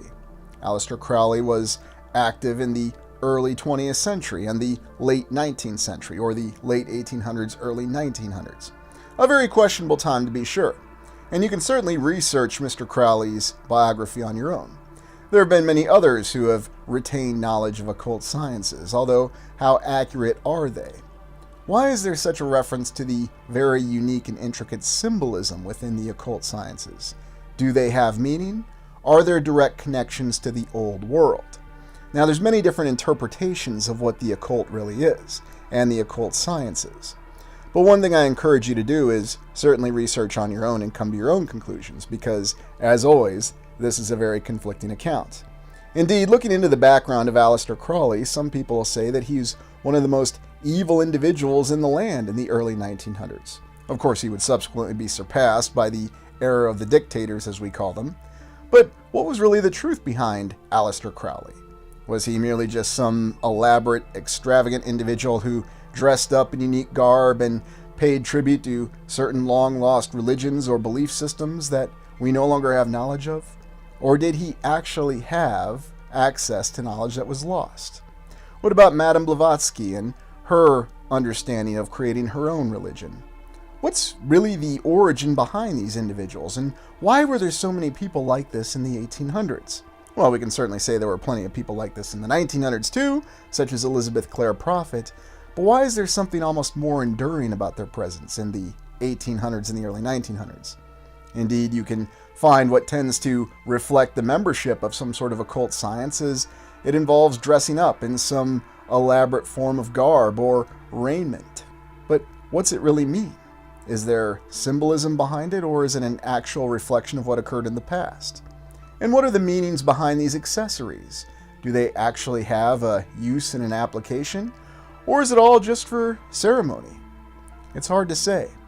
It is informed to us that Crowley had studied many individuals that came before him, many of his predecessors with rather interesting looks and interesting personal habits. Of course, that's going off the mainstream official historical account, and to what extent that we could actually trust that. Maybe it is 100% accurate. Crowley had a very interesting life, even trying to scale great mountains in failed expeditions, where the members of the expedition apparently even tried to replace him as leader of the expedition. Make of these accounts what you will, but why is it during this time frame in this so-called age of exploration or age of discovery and heroes, people are always trying to go to elaborate places? And what to make of Crowley himself? We have accounts that he may have even played a role in setting up World War I by encouraging the German attack on the Lusitania. Is that really what happened? Is foreign policy really that easy to shape that a person who's undercover could very easily suggest something that a nation would act on? Well, if that's indeed the case, then why do we even have wars at all? Going beyond the potential events of Aleister Crowley, whose life is quite questionable in and of itself, we look at some of the deeper meanings, though, behind the studies of the occult. It's mysterious, it's alluring. But is it really serious, or is it something that's supposed to be taken with a grain of salt? Or are we to treat it in a manner that is not very serious? And I certainly don't want to disrespect anyone's beliefs, because I'm all about respecting all beliefs, even if they're not necessarily the beliefs that I was initially ingrained with. Because it really doesn't matter. Maybe all of these beliefs have application to them, that there are serious elements, especially within the occult. It could be possible that an individual such as Aleister Crowley really did have connections, and really did have some sort of esoteric knowledge, and that the reason that we're informed that he was evil and bent is because perhaps there was another meaning behind what he was doing. Or maybe he was resisting the authorities of the day. Truth of the matter is, do your own studies on his biography and come to your own conclusions. And maybe there is reality to the fact that he was perhaps a very evil and twisted man. Or maybe he really was just simply an intelligence agent. Who knows for sure? We do know, though, that there are a lot of connections, and there were a lot of other groups that he was affiliated with, such as the odd Oriental Templar Order. Yes, apparently some sort of Germanic order that had other connections and other esoteric connections. And that's the odd thing about this. Looking behind all these potential memberships and all these organizations that existed and overlapped in the 1800s.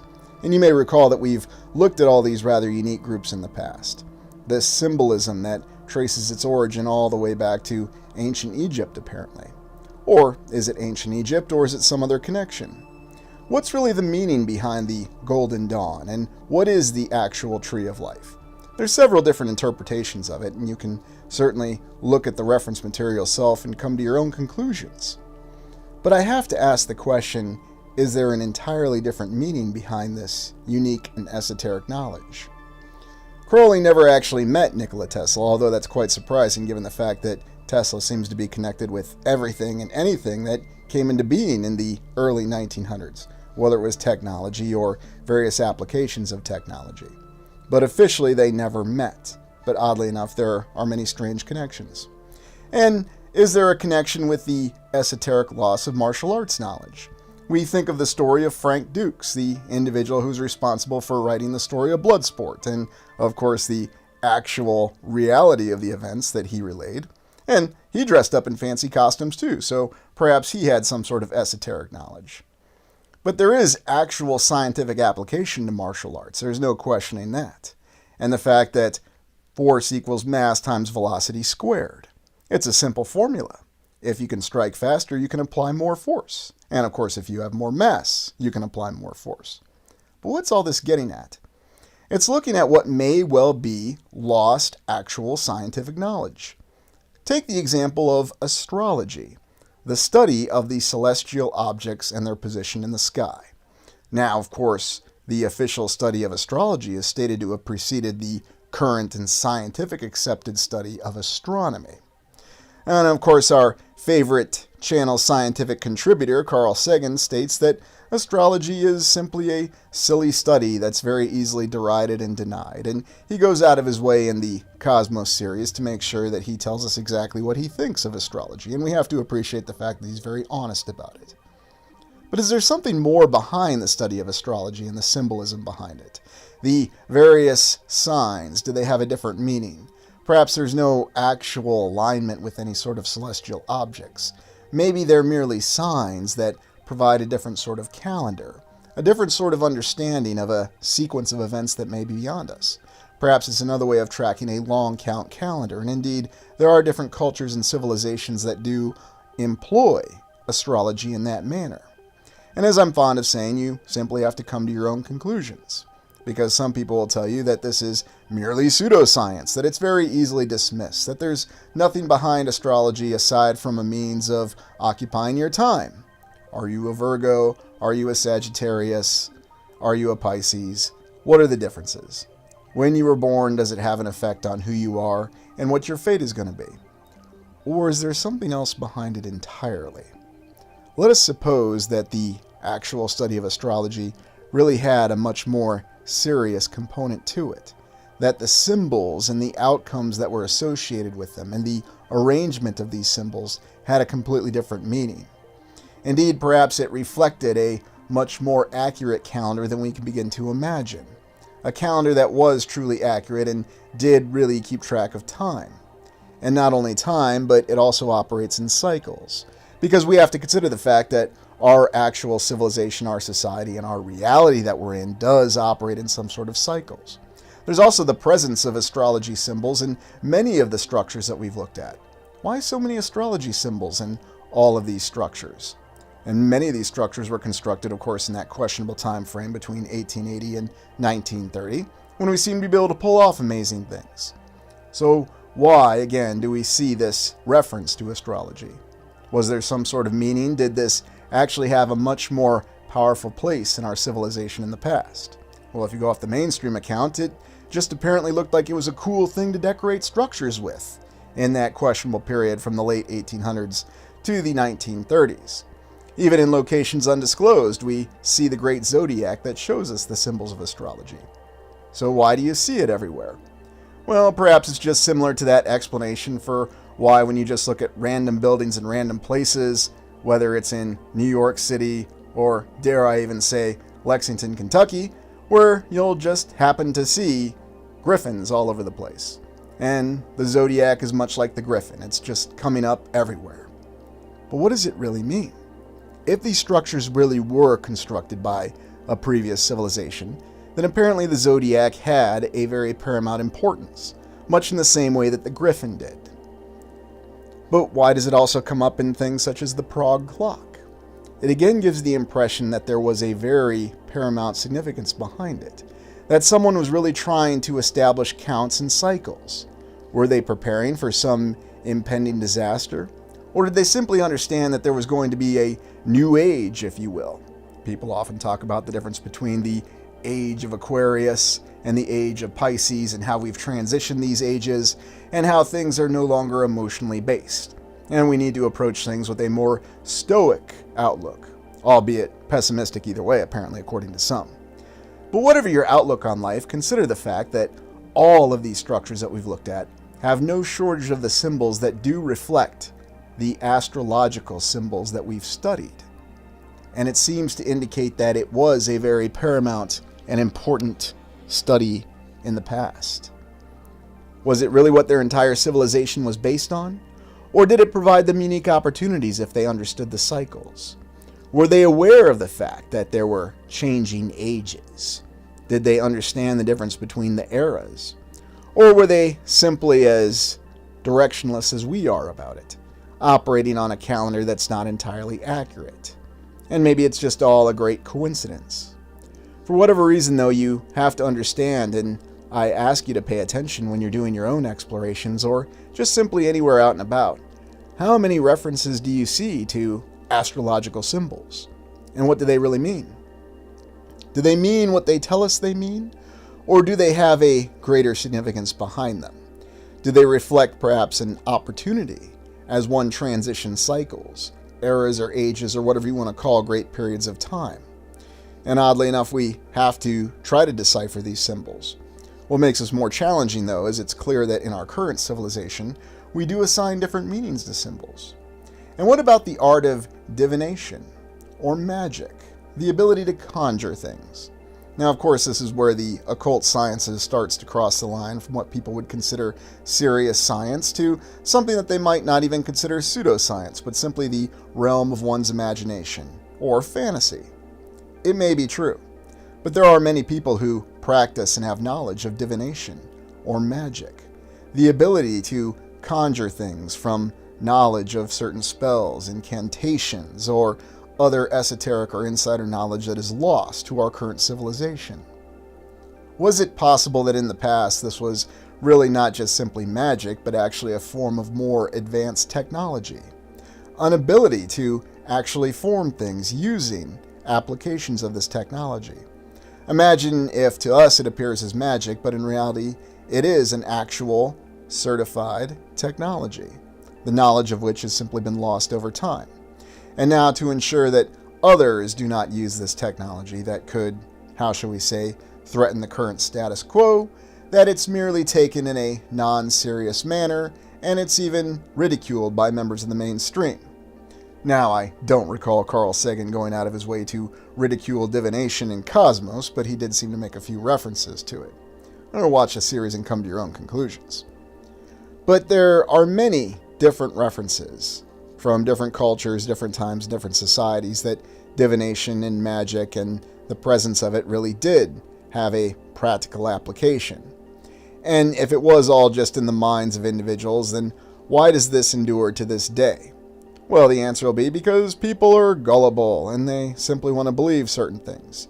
Yet we're supposed to believe that these, again, same people in the past who were so gullible were able to build these very impressive structures according to the mainstream account? And maybe they did. Maybe they really did figure it out. Or perhaps there's a much more elaborate explanation behind it. We're often told that Occam's razor, the simplest explanation, tends to be the most correct explanation. However, much like they say with every sword, there's two blades that cut both ways. Oftentimes, seeking the simplest explanation will have you overlook what may be the accurate explanation. And that happens just as often as the simplest explanation being the outcome. In the end, I don't know what the past really contained. I don't know if we once had the ability to practice alchemy, divination, or astrology. But if we did, and if they all worked together as more advanced sciences, could it provide an explanation for how the great structures that we've explored, whether it's a courthouse in Lexington, Kentucky, a state capitol in Iowa, an impressive cathedral anywhere in the Czech Republic, is it possible that the real construction knowledge of this came from what today we consider the occult sciences? And just imagine what the possibilities would be if this is the actual explanation. If this is how we explain all these logistical conundrums that we have when we consider the questions on how these structures were really completed. If there was the ability to conjure or perhaps create some sort of advanced polymer or even a construction material that's beyond our ability to categorize and describe, perhaps it was through the process of alchemy, magic, divination, at least what we would call those terms, that this construction material was actually innovated. And perhaps there were other means for transporting it. And it doesn't matter whether you look at the legacy of Asia, Europe, South America, North America, or anywhere else in the land, you will find numerous accounts to this actually being an applied science in the past. Now, of course, we're simply informed that it was merely myth, it is legend. There is no real divination. And yet people actually practice it.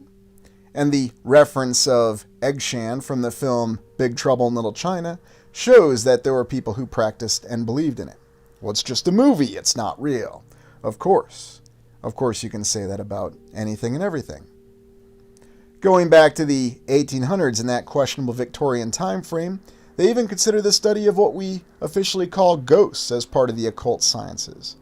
Now we have to ask this question: is this a legitimate study of the occult sciences, or is this just something that's categorized with them in order to potentially discredit the actual occult sciences? It is stated that projection technology was available during the Victorian time frame, and it was utilized in theatrical performances to provide the imaging of specters on the stage. Now, is that what really happened, or was there a more advanced application to it? Or is it possible that they really had the ability to capture something from a different realm or a different reality? There are many different explanations. The mainstream official historical explanation, of course, is yes, they innovated projection technology and thus began with the theatricality and, I don't want to say deception, but perhaps presentation, all in the form of entertainment. There's no shortage, though, of photos that are available from the 1800s that give us the impression that there was some sort of connection with the spiritual realm. Once again, the easy response to this is that these were merely altered photos. And indeed, since photography was a relatively new medium at the time, then you had the ability to alter photos and therefore make it appear as though there was some sort of spirit that was actually present in these photos. Now, I was not present when these photos were taken, and I certainly was not present when these photos were developed. So whether they were altered or not, I cannot say for sure. You can certainly come to your own conclusions, and it may well be that they were altered, every single one of them. Or is there a different explanation behind it? Is it possible that there was a completely different type of technology that was still available? Whether we consider it spiritual mediums or some other form of speaking and interfacing with different realms. It certainly opens up the possibility for many different forms of existence. And perhaps in this current civilization, people just simply want to deny or deprive themselves of considering the possibility. Because we've explained everything. We know the answers to everything. At least that's what we'll be informed that mainstream science provides for us. And if we don't know the answers yet, well, we're very close to discovering them. And once again, I do admit that may be true. But if that's true, then why do we have so many enduring mysteries? And why is it people have to struggle and commit to cheetah flips and intellectual leaps of logic to try to explain all these mysteries that we've had? Why is it so wrong to have something that's mysterious? Isn't that the very basis of exploration? Is it possible that some of these specters in these images may have something more real behind them? And what's wrong with even considering that possibility? Well, you have to be ridiculed. There's no such thing as ghosts, and that may indeed be true. But is it possible that there could be other life forms that operate on a completely different dimensional plane than the dimensional plane that we operate on? And could this be a legitimate explanation for these specters that we see and we classify as ghosts? This all may be possible. There's other images of rather unique technological developments that came from the Victorian era. And someone who told me in the comments on one of our explorations last week, in terms of how we would explain the presence of, say, something as a radiator, and yet nobody really knows how a radiator works. I mean, we have an understanding of it. Or even an older form of copying technology, such as the ditto machine. We lose knowledge very quickly, and it's a very good point. Because, of course, the technology is obsolete, so who's going to practice it anymore? And maybe that's the explanation. But it's also another reference for why and how we have so many explanations of not understanding what the reality behind things are. When you look at this particular image, you can see that there may be something much more to it. Is it possible that this is just a natural rock formation on this land? Or is there something more to it? What about the bridge? What about all these images where we have these spectral figures? Again, they could just all be altered photographs, every single one of them. But let's suppose that they are all altered photographs. Then we have a much more disturbing question. If photographs from the 1800s could be very easily altered and were, especially in this quantity, then how many of the total photographs that we have that we rely on to give us our mainstream historical evidence may have been altered? The truth of the matter is we don't know. We have no way of knowing. Now, people will say that it's merely a presumption on our part. But what's the truth and what's the reality? It's ultimately up to you. There's also the continued mystery of objects in the sky, or what we call UFOs, and now the more recent term UAPs, unidentified flying objects, and now unidentified aerial phenomenon. When did it really start? Or would you be surprised to know that there were a slew of unidentified flying objects, or mystery airships as they call them, from the 1890s to, again, the early 1900s. And this is also considered part of the occult sciences, ufology, although oddly enough the study of UFOs tends to go back and forth whether it's taken seriously.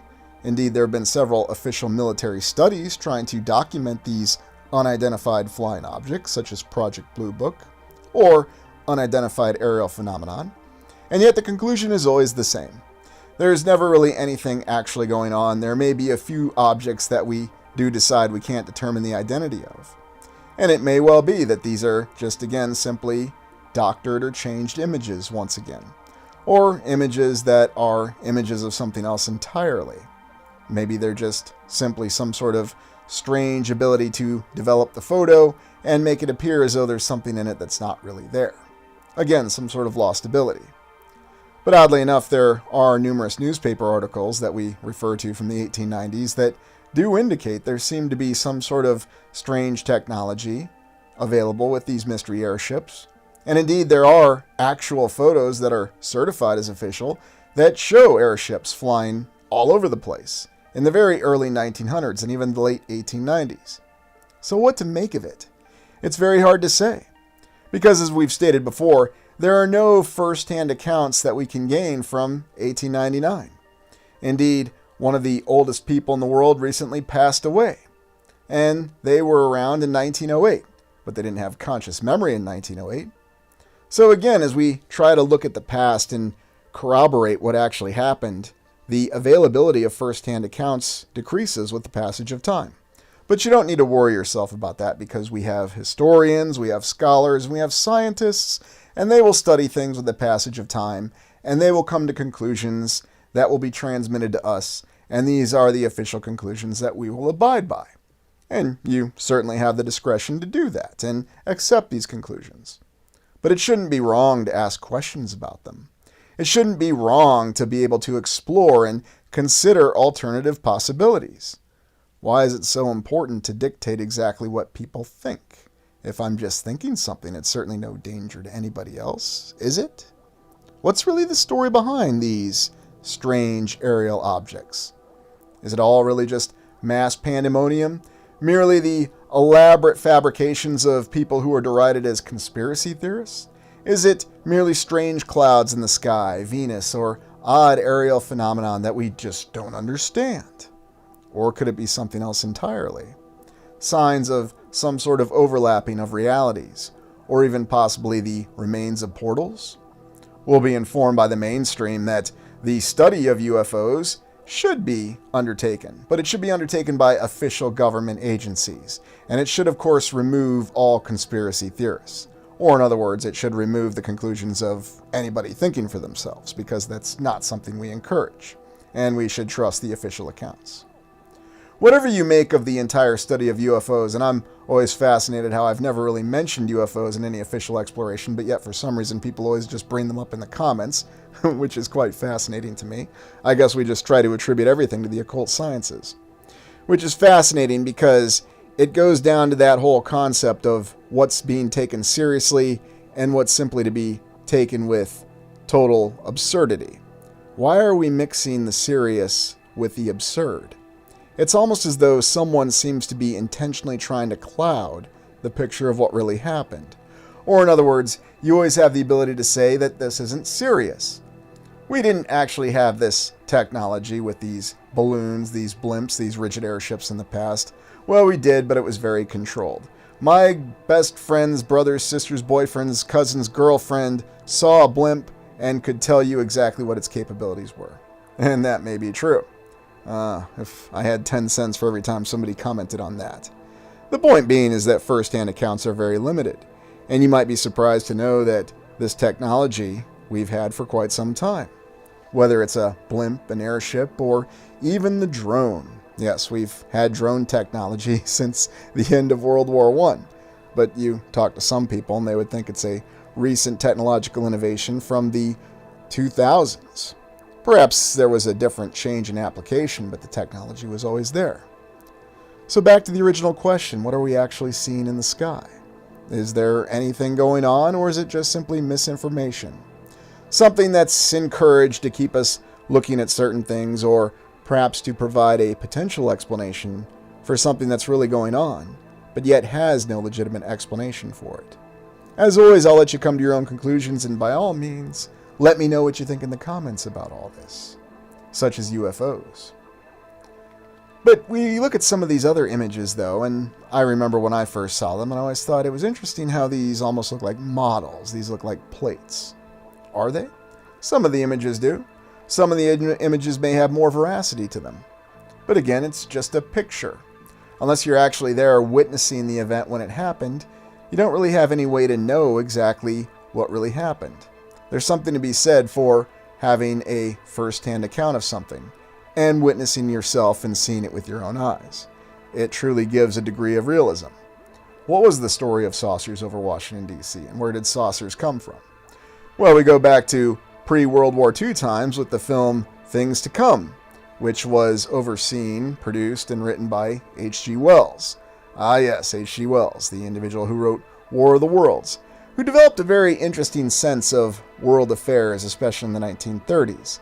H.G. Wells was quite despondent with the film Metropolis, and he felt that Things to Come was a response to this. And here we have protagonist John Cabal, and no, I'm not making this up, in his really cool black uniform with his really nice black boots, standing over the pacified population of Everytown, after his organization Wings Over the World has bombed it with the gas of peace.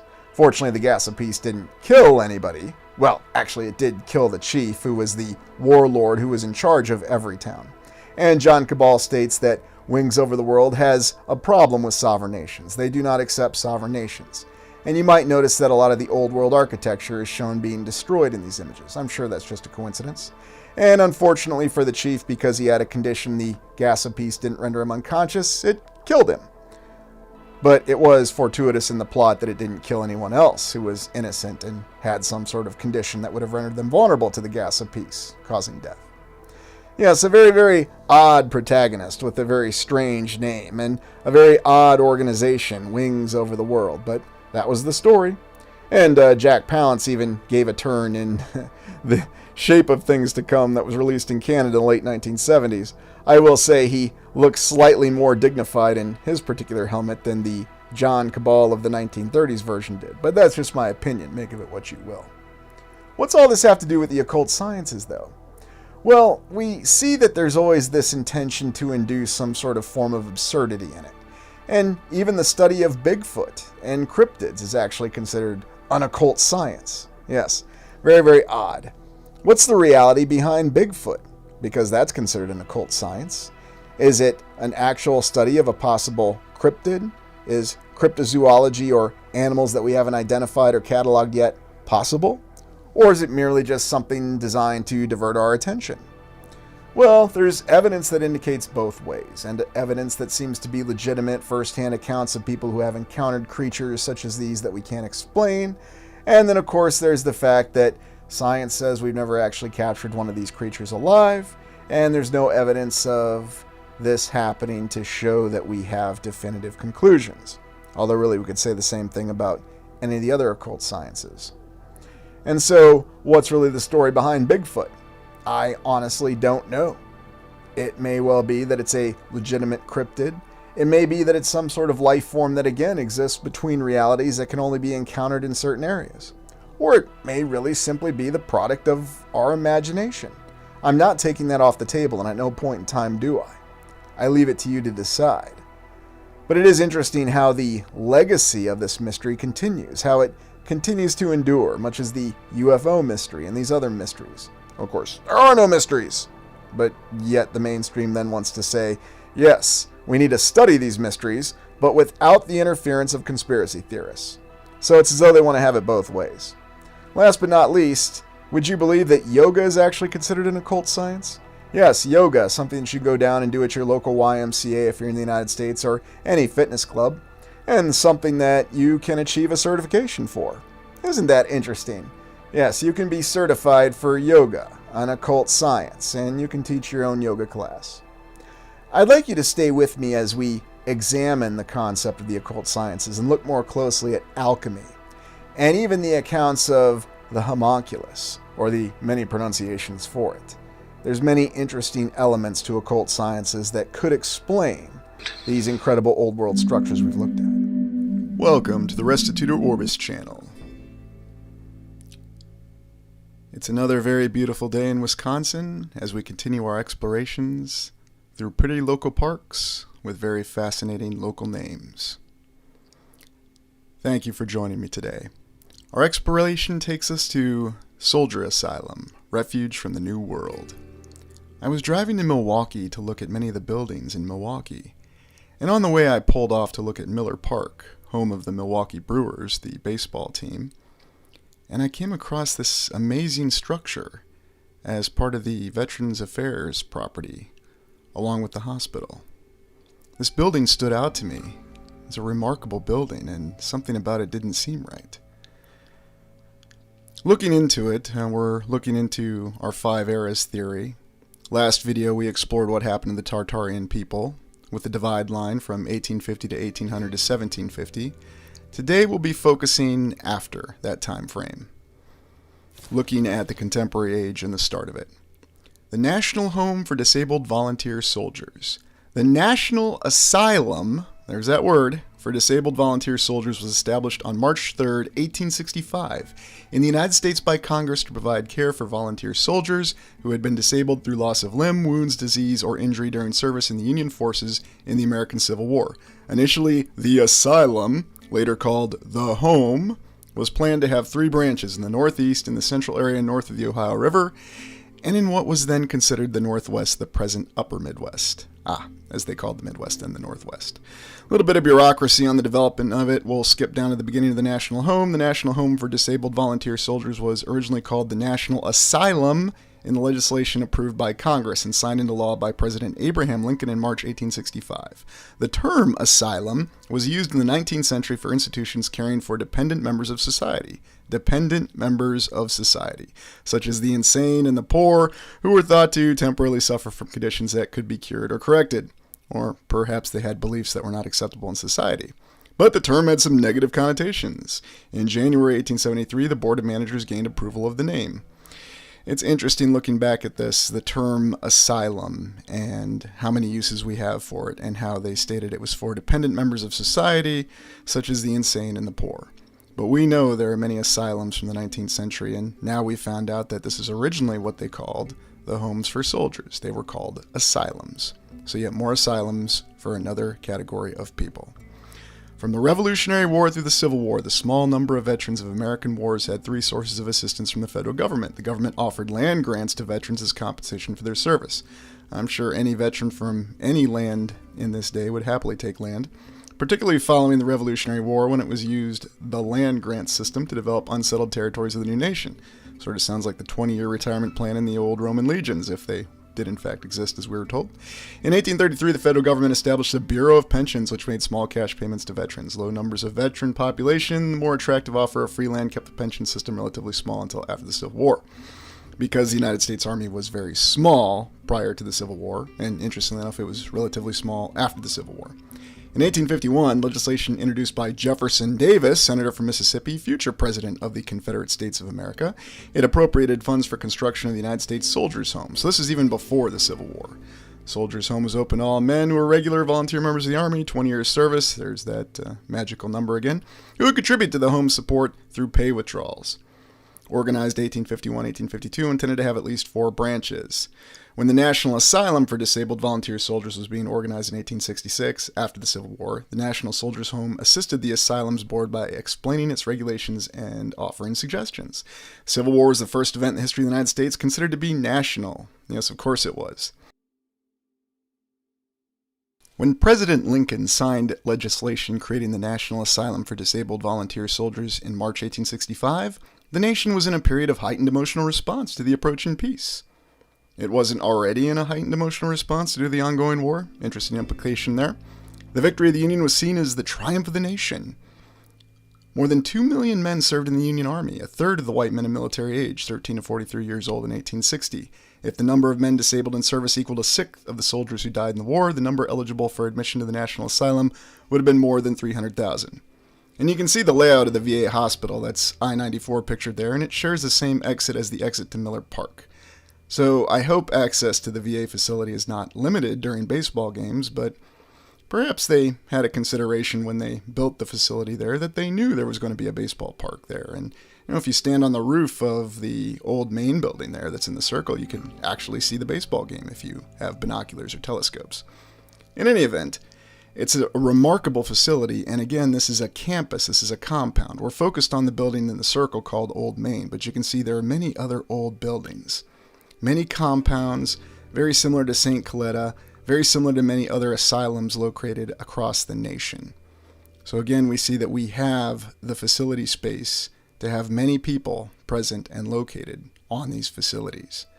I also find it remarkable that we had this kind of national movement to take care of veterans of the Civil War, and this was something that was not delegated to the states and the local communities, because the regiments, for example, were all locally fielded. They were recruited locally from a town or a county, and that was where they were affiliated with. And yet here, as early as just after the United States Civil War, we see a movement, a nationwide movement, to provide care for them and send them to areas of concentration. Again, depot points. And here's an old rendering of the facility, or actually I should say the entire compound. And it's remarkable to consider yet another bird's eye view, and probably wasn't so difficult to find an aeronaut veteran to draw this picture, because there's really not any suitable terrain as to where you could get this kind of view of the facility from nearby. But nonetheless, it's fairly accurate from what I viewed driving through it and looking at the layout of the buildings. Remarkable that you just have this entire community that was self-sustaining, much in the same way that St. Coletta is or was, and much in the same way that many national asylums located across the entire United States as part of the Kirkbride Plan were. This is a picture of a U.S. Civil War reenactment. Civil War reenactments are something you see quite a bit across the United States, and the entire identity of the United States as a nation is inveterately tied to the Civil War. You'll see many different depictions of it. It's featured frequently in movies. It's featured in television shows. During the period of the Western television show in the United States from 1955 to 1975, there were many references to the Civil War. This is a picture of what a battle looked like in Ken Burns' documentary The Civil War that was released on public broadcasting services in 1990. Just lines, and using the Ken Burns effect of imposing the rebel yell and good composed music with some great narration provided by A-list Hollywood stars. This is how Ken Burns would depict a battle. Lines on a map with arrows. In the modern military, they would call those arrows either an axis of advance or a direction of attack.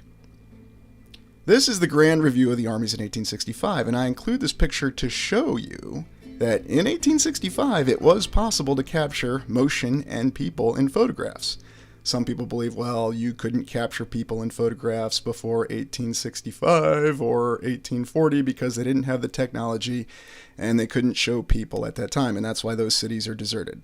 Well, this photo from 1865, and you can look it up for yourself, the Grand Review of the Armies right after the Civil War, shows people and it shows actual motion with the horses. So, believe what you want to believe, come to your own conclusions, but I'm not accepting the fact that technical limitations are the explanation for why we have so many photos of empty cities, and I just thought I would address that. Many perspectives from the U.S. Civil War. In the top left, you have the James brothers, and they had a bit of a mythical status. They were guerrilla fighters in Missouri during the U.S. Civil War, and they were featured in an episode of Little House on the Prairie in the 1970s. Probably the most famous, the outlaw Josie Wales, showing more of a positive perception of Confederates in the Civil War and the guerrillas afterwards, where it depicted the Jayhawkers from Kansas as the antagonists. Ken Burns pictured in the lower left, the creator of the U.S. Civil War, and then the Battle of Gettysburg, or should I say the film Gettysburg, which depicted a very even account of both sides during the Civil War, and then Gods and Generals in the lower right, something that depicted more of a pro-Confederate stance. So it's gone both ways, the blue and the gray. And I want to mention that both sides wore both colors. There were units from Iowa regiments that were equipped in gray. There were units from the Confederacy that wore blue. Now they say, well, this is because the war happened quickly, they had to equip soldiers quickly, but why did they have both colors? This is the information plaque for the National Home for Disabled Volunteer Soldiers, right in front of the old main building too. You can see that it's worn quite a bit, but some of the details that I'll relay to you is they started construction on it in 1867 and completed it in 1869, in accordance with the dictates put out by President Lincoln and how the nation was going to care for its veterans. What I find interesting about this one is that they say this was run much like a military unit. So you have these veterans who have fought in the Civil War, they've endured great trials and tribulations, some suffering amputations, some suffering whatever they called post-traumatic stress disorder back then. They certainly didn't call it shell shock or anything. There didn't seem to be much reference to it. But they ran it like a military unit. They even had the organization and administration of this home as a military unit. And I find that fascinating for people who are trying to recover, if that's indeed what happened. Another interesting note is this features another appearance of Edward Townsend Mix. And what's an asylum? An asylum, an institution offering shelter and support to people who are mentally ill. That's considered a dated definition, but that's what the asylums were. Edward Townsend Mix was the architect who was brought in to design and build the old main building, which is the building that's featured prominently in this video. We've come across Mr. Mix before, and I think we're going to have to look into him in a little more detail. Edward Townsend Mix was an American architect of the Gilded Age who designed many buildings in the Midwestern United States. His career was centered in Milwaukee, Wisconsin, and many of his designs made use of the region's distinctive Cream City brick, or that lovely yellow Wisconsin brick as it looks like to me. Mix was born in New Haven, Connecticut, 1831.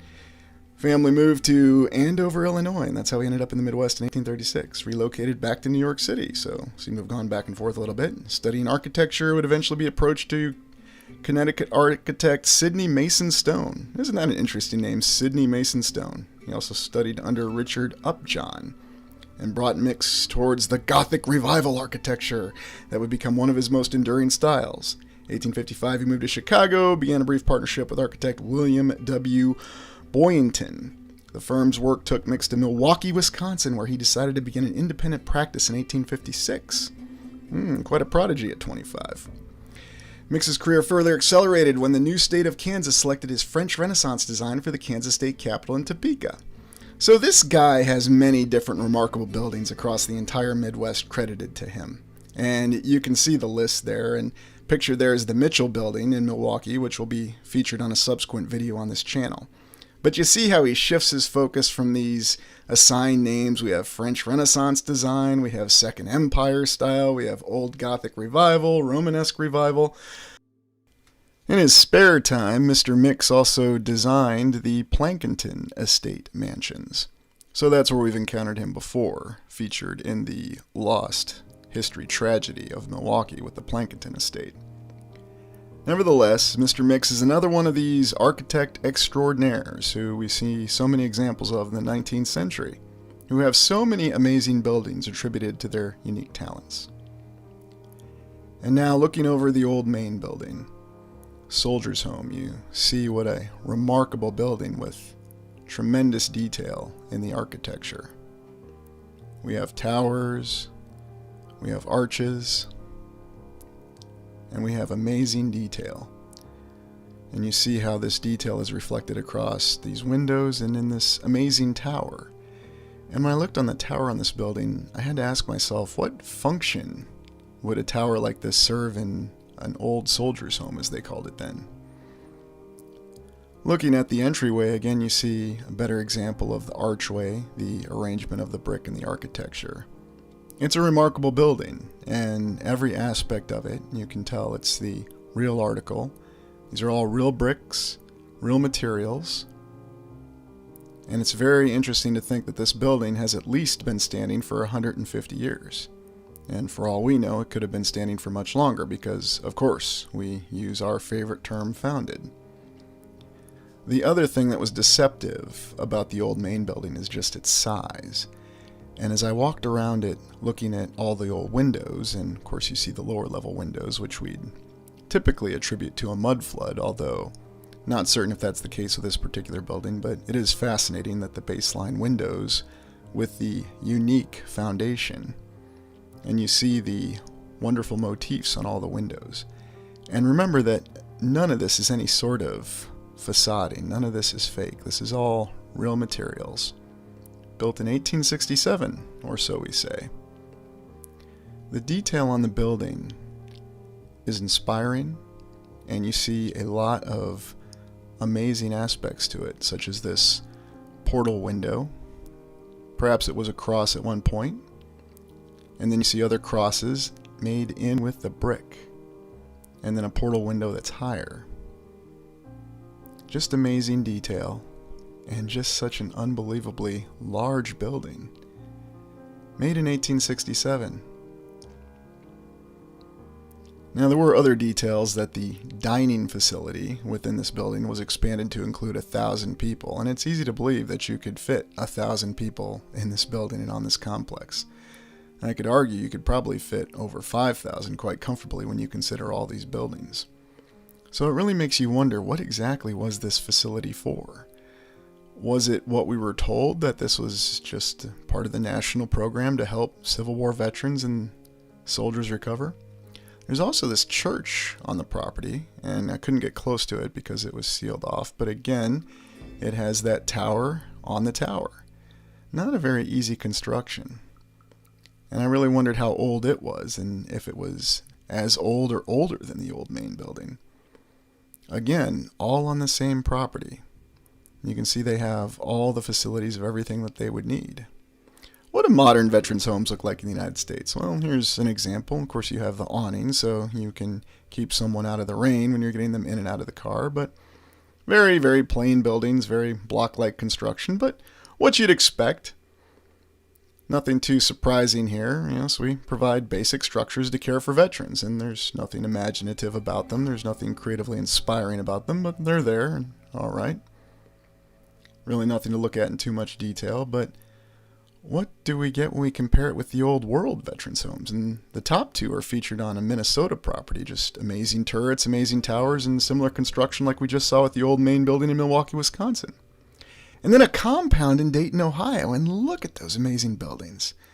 You have domes, you have towers, all this for veterans of the Civil War. And I'm not saying that veterans don't deserve the finest care, but it's remarkable to me when you compare what we have now to what we provided for the veterans of the Civil War. What was this place? What did it represent? What was its original purpose? Because I have difficulty believing that something this elaborate and this amazing would be constructed simply to support and help soldiers of the Civil War. You would think that they would build something a little bit more simple, something that they could get off the ground a lot quicker.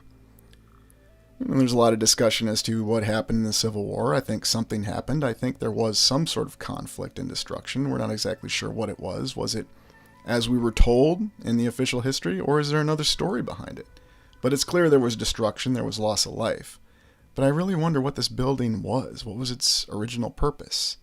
Could it have had a different purpose? Why the towers? And why the main central tower? That just does not seem conducive to helping soldiers that are traumatized recover from their experiences. And then to organize it as though it's a military unit? What, did they fire off cannons too and have musket volleys fire off so the soldiers could remember what the sound sounded like? Although it was rifled muskets at that time. It's just strange. There are so many anomalies just looking into this story. And you have to wonder. Again, it's another reference to an asylum. A place to confine people who did not fit in to the New World. And that's where the title comes from. It's an asylum, a refuge from the New World for people who couldn't accept the Old World, being gone. There's so many cemeteries like this across many nations. This video is dedicated to all veterans from all lands who served in all eras.